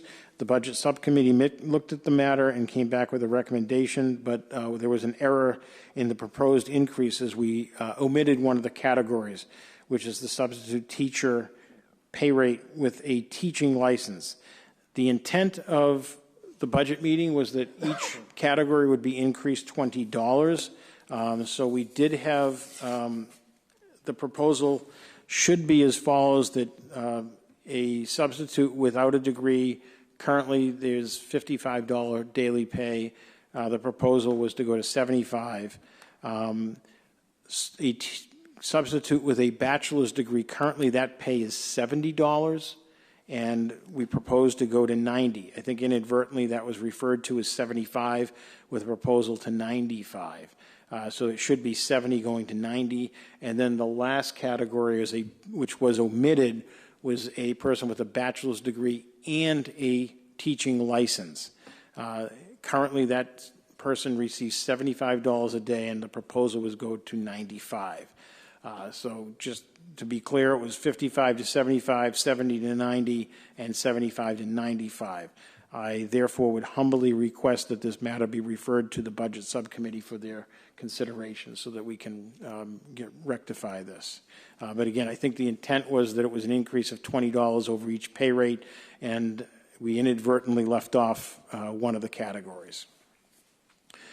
Just some big thing that I think want to discuss here is the Student Opportunity Act. This was recently signed into law by Governor Baker. We are excited about this in Malden. Last school committee meeting, Senator Jason Lewis, the Senate chair of the Education Committee, presented and noted the overall positive impact from Malden. Excuse me. His words, it's a game changer, and I would agree, as it will restore Malden to the level of funding that it should have had, and it will be phased in over 7 years. Last Friday at our Urban Superintendents Network, we met with the Department of Education. Last Friday, they will be providing a template and guidance on the Student Opportunity Act and the accountability that will come with that. Each district will be required to submit a plan using the yet-to-be-determined template by the Department of Education by April 1st. This plan needs to be approved by the school committee by April 1st. So we will have to have a plan to the school committee for the March meeting. It's a very rapid turnaround. I think that the superintendents did express that as a challenge. Also, the fact that the new school committee in most districts will be seated in January, I think adds to a bit of the challenge. But there will be an opportunity for all stakeholders to give some input. The department noted that this is not free cash, that will need to be allocated in a responsible manner, hence the plan and the template. We will work this internally similar to the processes we currently have in place and keep you updated about opportunities for input. Some of the areas that we know the SOA money can go for are mental health services and support, early childhood, college and career readiness, anything that is along with the Mass Core, which we greatly need, as well as curriculum work. And other categories as well. Again, this was sort of them verbally. Nothing is out in print. They're hoping to get that out ASAP. And just upcoming reminders and events. Next Friday, December 20th, we will have an 11 o'clock dismissal for our winter vacation. We'll be back in session on Thursday, January 2nd. Schools are having various winter concerts and presentations. The school committee has been provided a list of these events. Parents and guardians are strongly encouraged to support your students at these respective schools. It's a really fun time of year. You get to see some of our students show their talents in many different ways.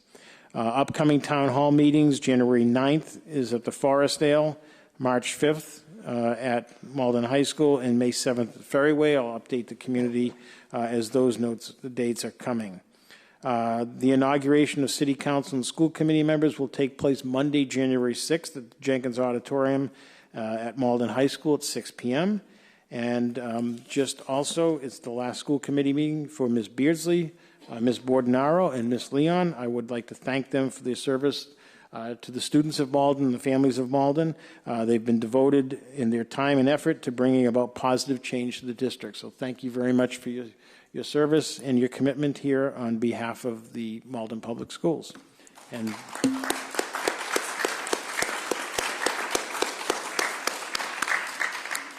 that concludes my report for this evening. All right, let's take some questions. Any questions on the superintendent's report? What about this issue of substitute pay? What's the pleasure of the committee? You want to act on it right here and now? Do you want to refer it? I think we've all. Make the motion to refer it to budget. Let me ask the superintendent, does that comport with what you're hoping we would do, or would you rather us make an attempt to act on this evening? I don't know what the rules of this would be. Well, aside from the rules, what is the interest of the school community? Do you need this to happen? It would be helpful. I mean, we do only have a brief time until we go into winter recess, but if it's possible, I think that would be great, but I don't know. Well, let's ask the committee. You did meet on this, and it sounds like this was something that was just omitted from the discussions, and it sounds like it would be helpful to the superintendent and the school district. So is there an interest to act on this? This doesn't sound like it's something radically new from what was discussed previously. No, as I stated, I think the intent was to increase the categories by $20. We omitted one. Categories was left, yeah. Correct. Yeah. Any questions, Mr. Froyo? Motion that we act on it right now. All right. Rather than have Seconded by Ms. Bordenaro. Any questions? Everybody clear on what we're doing? Makes sense to everyone? Okay. All those in favor say aye. Aye. Anybody opposed? Okay, the ayes have it. That carries unanimously. I don't think there was anything else within the report you needed us to act on. Superintendent, we should just make everyone aware, though, I think we have. Our next meeting was scheduled for January 6th, but on account of the inauguration, it'll be January 13th, the following Monday here at 6 p.m. Correct. Yep. Okay.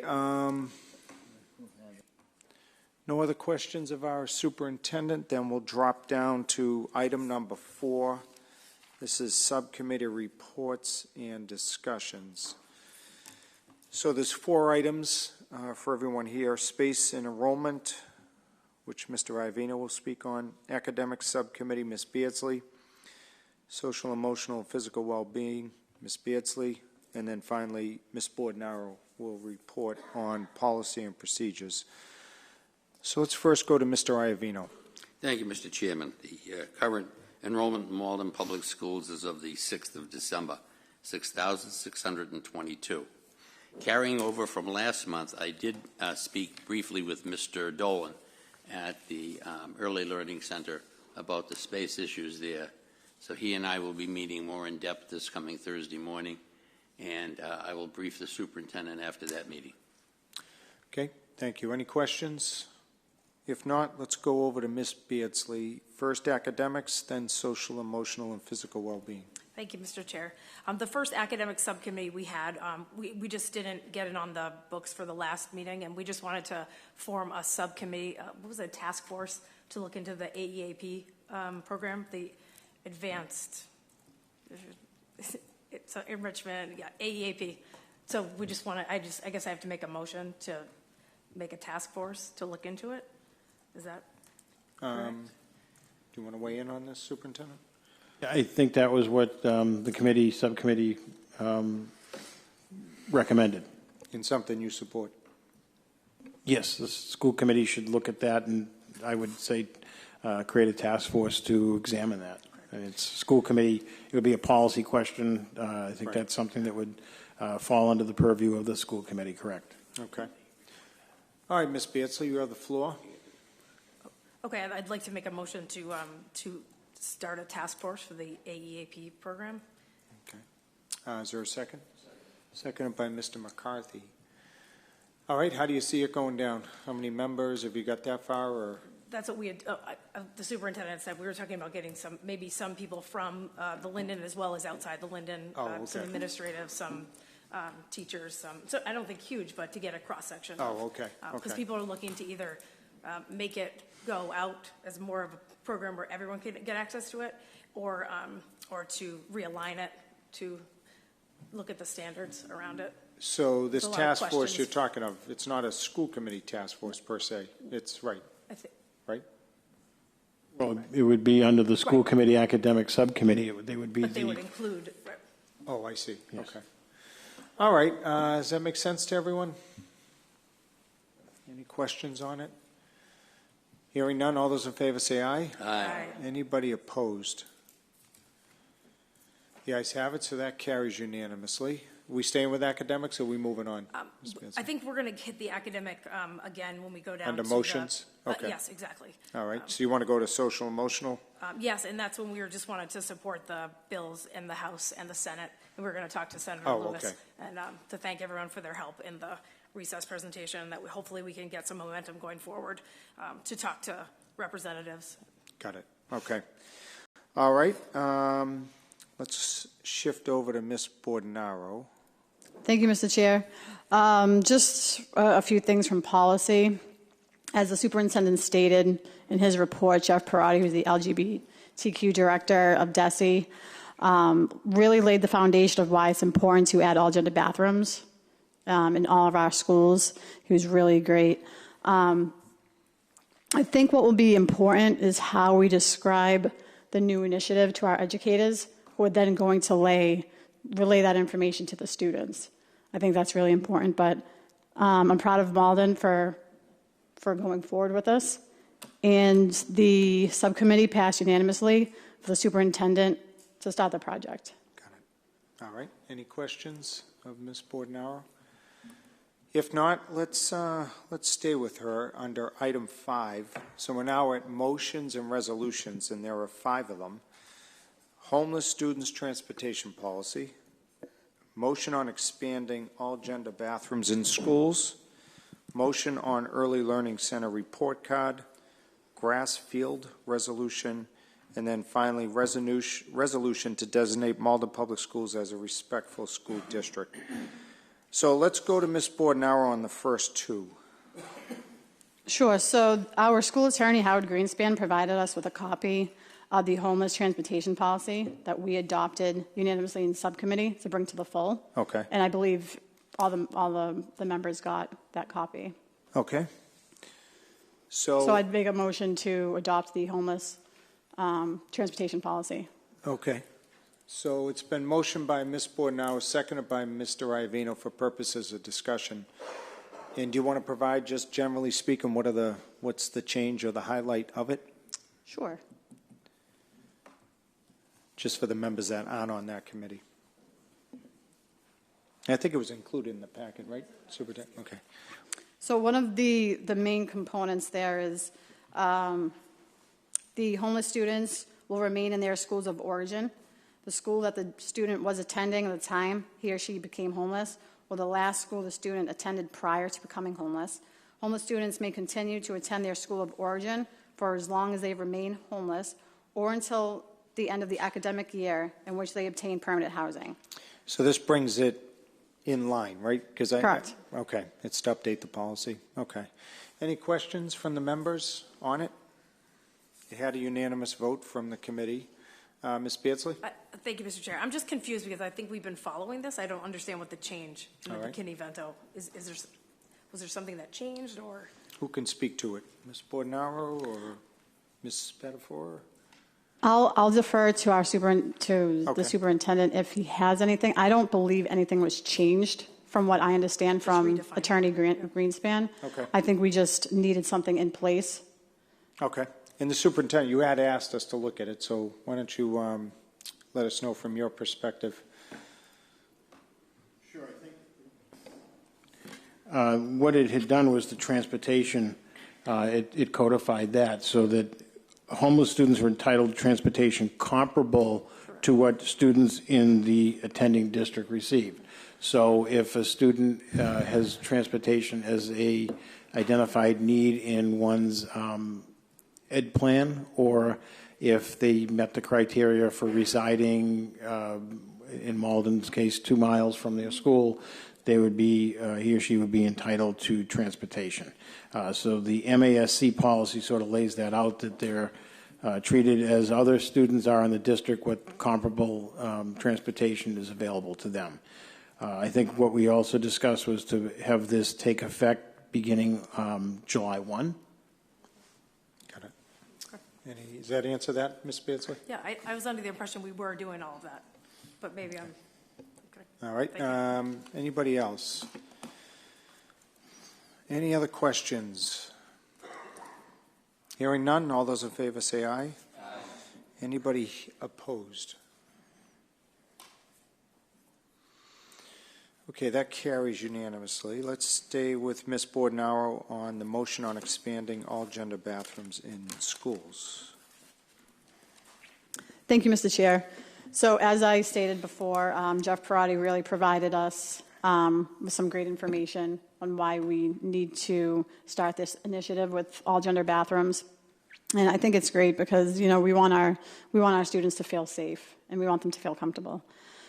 With that being said, the subcommittee did unanimously pass for our superintendent to take the initiative and to start the process. I think we're starting it in 2 schools, if I'm not mistaken, and eventually have all gender bathrooms across the district. So do you need action by this body, or is this? Correct. So we passed a motion to bring it to the full, to have the superintendent start it, which I think he did start it with facilities, Okay. but just to have him continue that. Got it. All right, there you have it. Let's first get it up on the table properly. So there's a motion by Ms. Bordenaro, seconded by Mr. McCarthy. So everybody clear on what's coming out of policies and procedures? Superintendent, does that fit with what you're doing?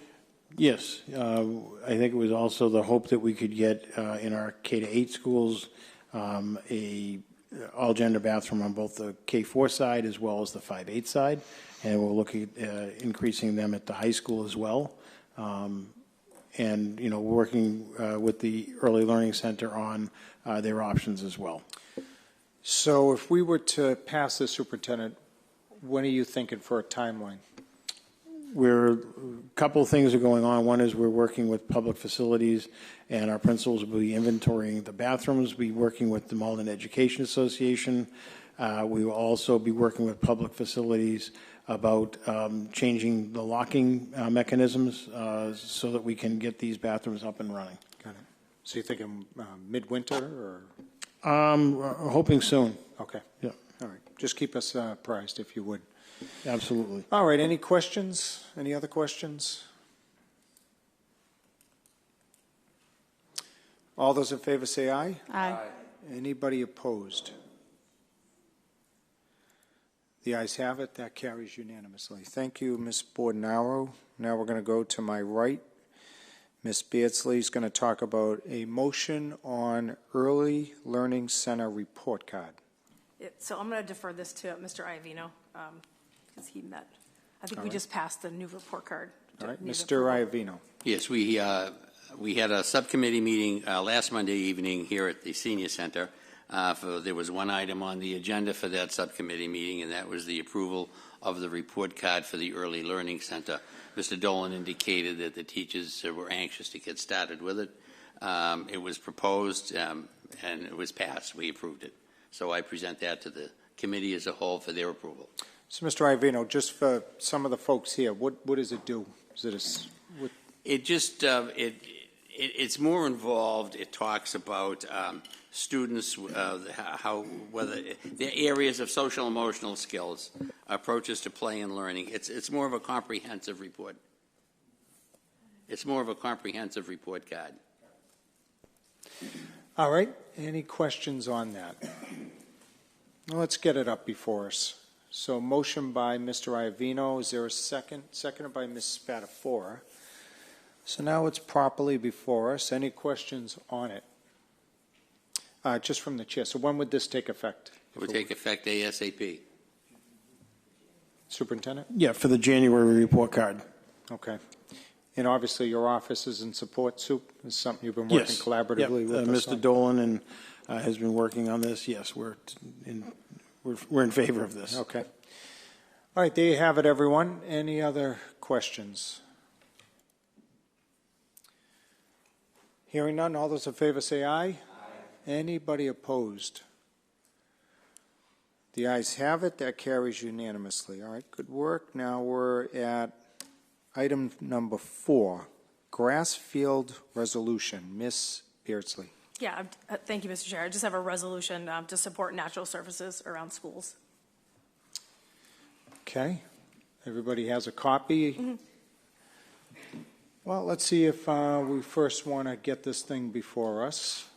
So, Ms. Beardsley, you making a motion to approve? Yeah. All right. Is there a second to the motion? Yep. So Mr. Iavino is going to second it for the purposes of discussion. Let's now take some questions, queries, qualms on it. Mr. Iavino. Thank you, Mr. Chairman. This is a very all of the wording here is sufficient. It's really understandable. I agree with a lot of it, but that's a personal opinion. My concern is that there was a meeting back, and I can't remember the day, but I think it was a week before Thanksgiving, if I'm not mistaken. Yep. And it was run by Ms. Burke, and there was a Mr. O'Neill, who was the city's engineering consultant. And I just think that because not every member of the committee was there, in order for us to make an informed decision, I would just table this. It's important, and I think we should table it and we get a meeting ASAP right at the start of January so that everybody can hear all of the presentation at the same time and for the purpose of making an informed decision. Okay. Okay, that's my only qualm with it. Any other discussion? Ms. Bornaro. So is that a formal motion to table? Yes. Or you want to hear more motion to table? That would be my motion. Motion to table, seconded by Ms. Bornaro. Before we act on that, let's hear from Ms. Bornaro. Thank you, Mr. Chair. I just agree with Mr. Iavino. Okay. I really think that this should be tabled and we should be making an informed decision. Okay. All right. Any other questions? All right, first, let's take up the motion to table. And let's have the clerk call the roll. Just a point of clarification, the yes vote is to table. Correct, yep. Ms. Beardsley? No. Ms. Bornaro? Yes. Mr. Drummond? Yes. Mr. Froyo?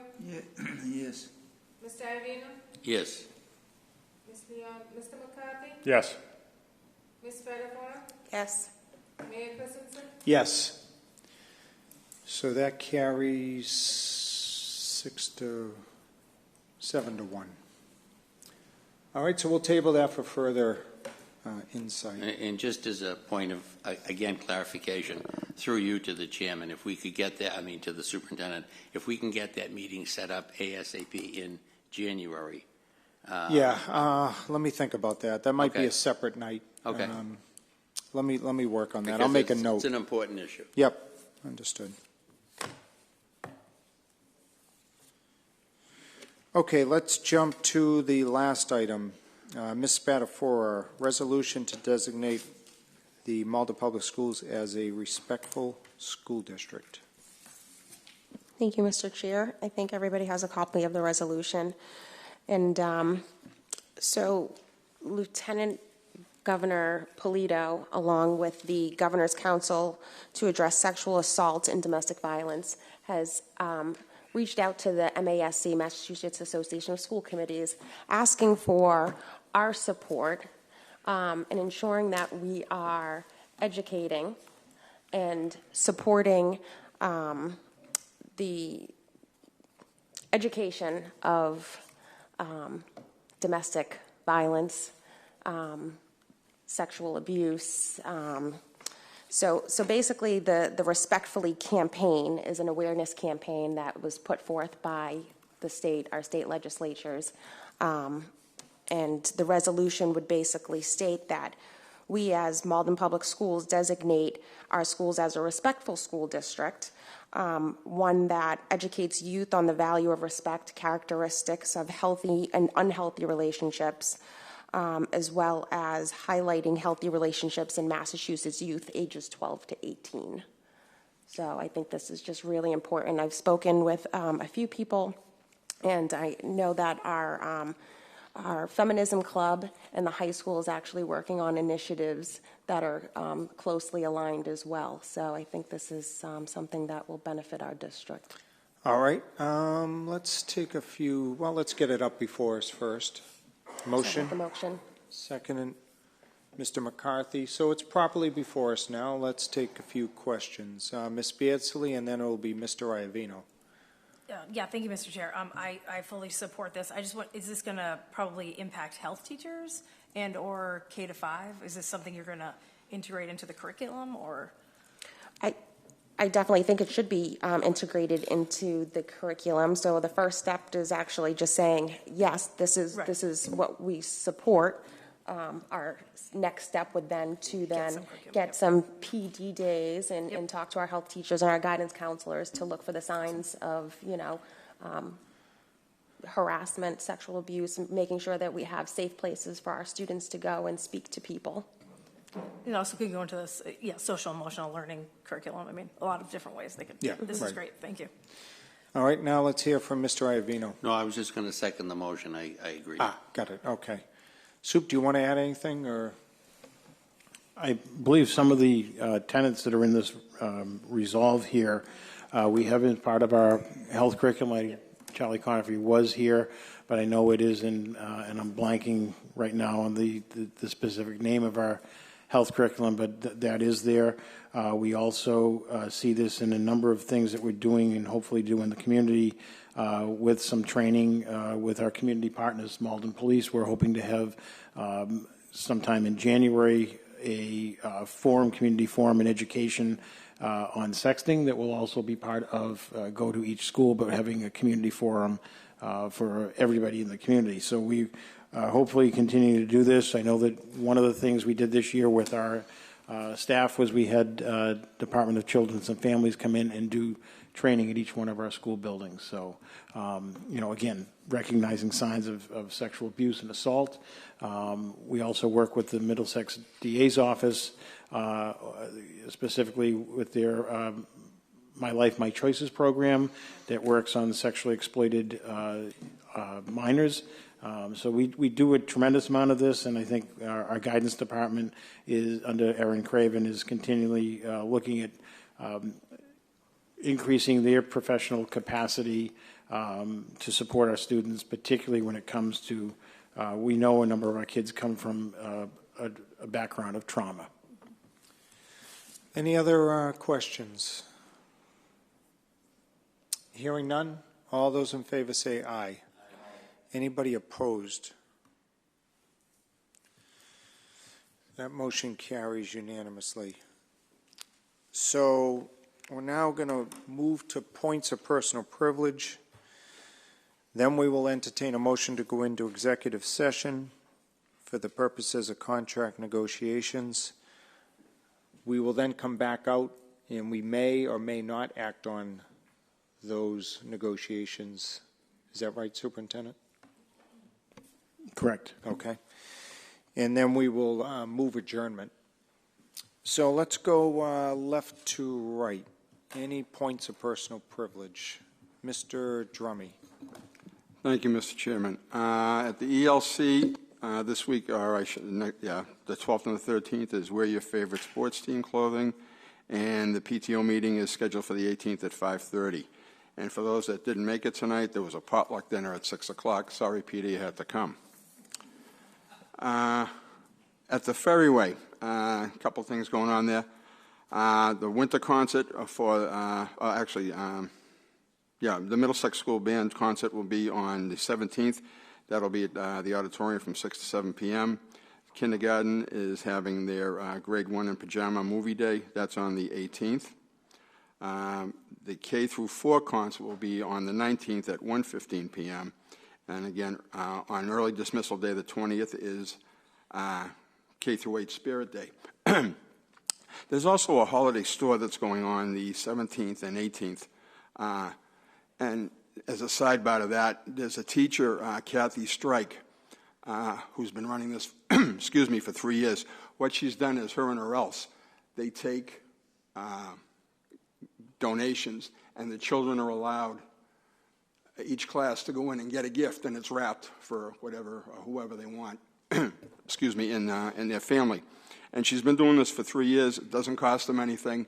So just a thank you to Kathy for all that she's done for the last 3 years doing this.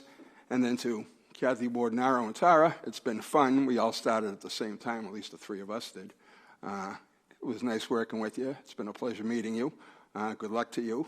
Your dedication and conviction is well known here on this committee, so we're going to miss you. So good luck to you all.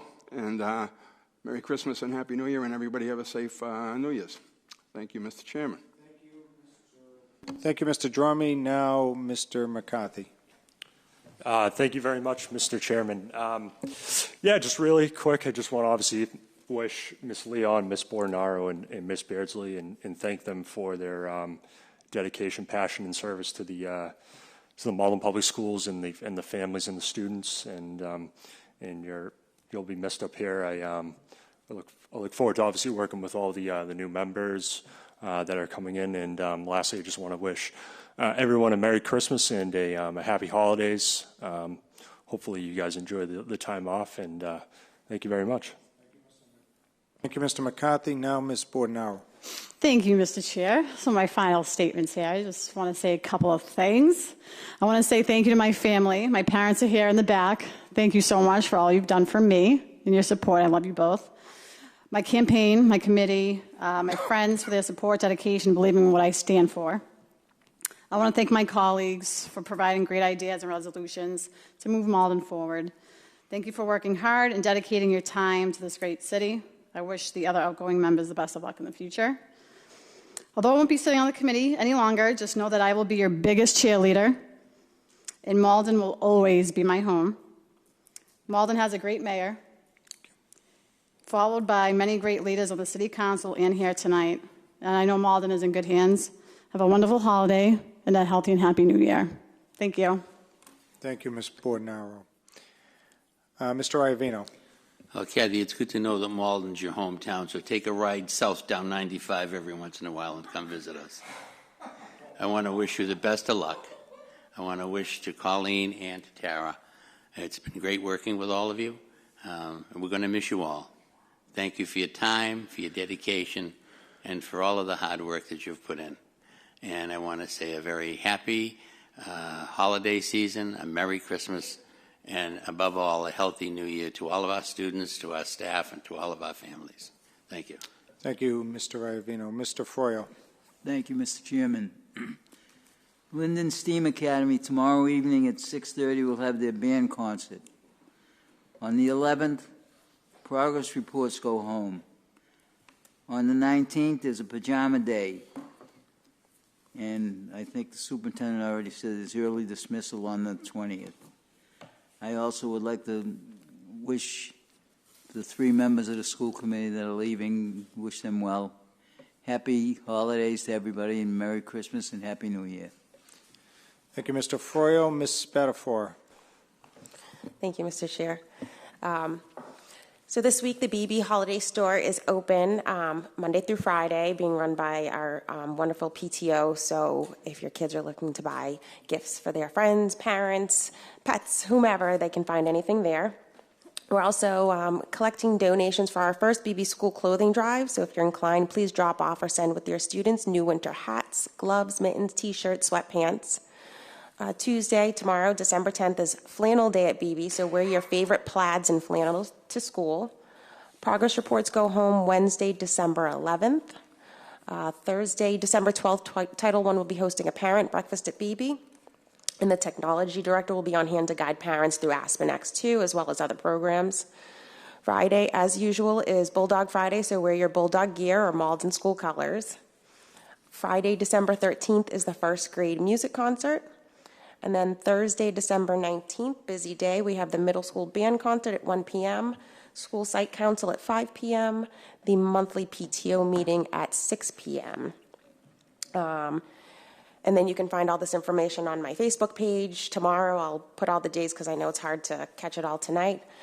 Lastly, I'd like to thank the outgoing school committee members for your dedication and service to the students of Malden Public Schools. It takes a lot to, as we all know, step up, and so appreciative, especially as the new person 2 years ago, for your guidance and dedication to making sure that we all learn the ropes.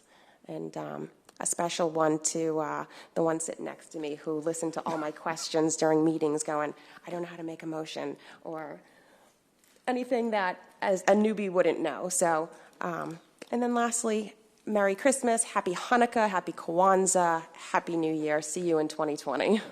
Thank you, Ms. Spatafor. Ms. Beardsley. Mr. Chair, Salem Wood Happenings, Texas Roadhouse fundraiser in Everett is Tuesday, December 10th. A portion goes to Salem Wood students. Winterfest for K-4 and 5 to 8 is Saturday, December 14th from 11 a.m. to 1 p.m. And the Forestdale School Council meeting is Tuesday, December 10th, 6:30 in the library. The Forestdale Holiday Can Drive is going on, and I just wanted to thank people, students and families, for letting me represent them. And I'm very proud to say that my kids go to Malden Public and that I've represented it for these 4 years, and I only see nothing but positive going forward. So thank you. Great. Thank you, Ms. Beardsley. And if I might, from the chair, I first want to thank Mr. Conifrey, Coach Frecker, and the players for an early Christmas present by shutting out Medford. Never gets old. Although it did give me a weeks-long cold, but it was well worth it. So, again, hats off to everyone involved. Also, just want to remind everyone the Warming Center is set to open January 1st, New Year's, at the First Church of the Nazarene. So for committee members or people here tonight wanting to get involved, they have a Facebook page set up. I think it's called Malden Warming Center. Really just hats off. They've been meeting on this since July, and it's all volunteer driven, and it's to help people from January through March, have a place to be warm overnights during those cold winter nights. We also want to thank Bread of Life and the Malden Public Schools for collaborating on that Don't Be Alone on Thanksgiving Day dinner. It was it's sad, but it was great that the Malden Public Schools supported the Bread of Life. It was their biggest turnout, I think, in years. I think they did between them and the First Church of the Nazarene, it was over 1,000 meals between deliveries and servings at the high school. And they're set to do their Christmas Day dinner on Christmas Day. So they're taking people who want to help drive, make deliveries or volunteer in, which will be from 12 to 2. And then just for Ms. Leon, Ms. Bordenaro, and Ms. Beardsley, it's unfortunate that it takes a meeting like this to say thank you, but that's what I want to do from the chair and on behalf of the members. for the positive impact you've had on the committee and the community. If you need proof of that, I was just looking back at, several of the agendas from recent meetings, and it just, it had your names, all over it. And that tells me that you really gave it your all and did your part on trying to make the Malden Public Schools and the Malden community the best it can be. So with that being said, we'll now entertain a motion to go into executive session for the purposes of contract negotiations. Motion by Mr. Iavino, seconded by Mr. Froyo. The clerk will call the roll.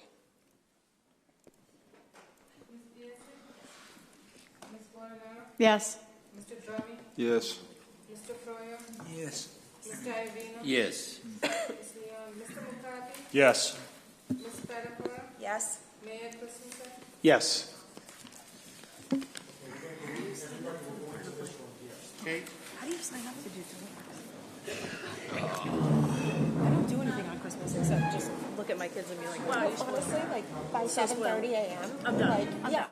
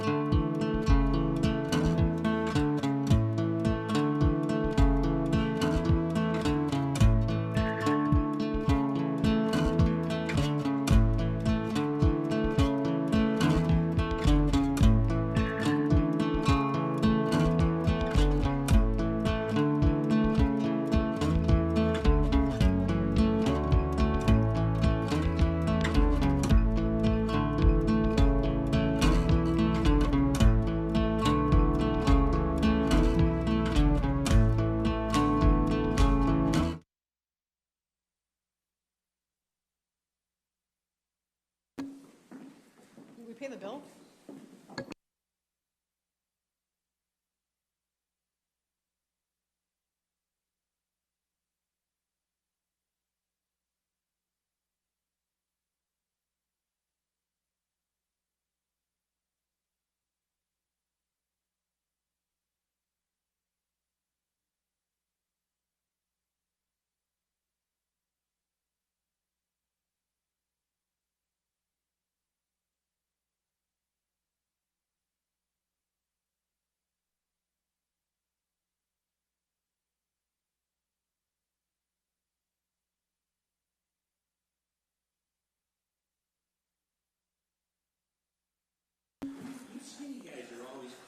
All right, so we'll entertain any motions by the committee. Mr. Iavino. I make a motion that we approve a pay raise of 2.5% to those 11 non-union employees. Okay, is there a second? Seconded by Ms. Spatafora. And this is in line with the city had done on their end. This is in line exactly with what the city had done. Any questions on it? Hearing none, clerk will call the roll.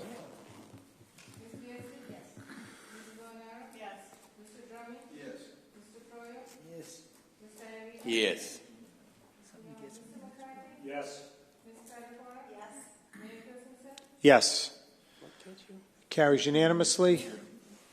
We'll now entertain a motion to adjourn in the honor of Ms. Beardsley, Ms. Bordenaro, and Ms. Leon. Is there a second? Motion by Mr. Iavino, seconded by Mr. McCarthy. All those in favor say aye. Aye. Anybody opposed? The ayes have it.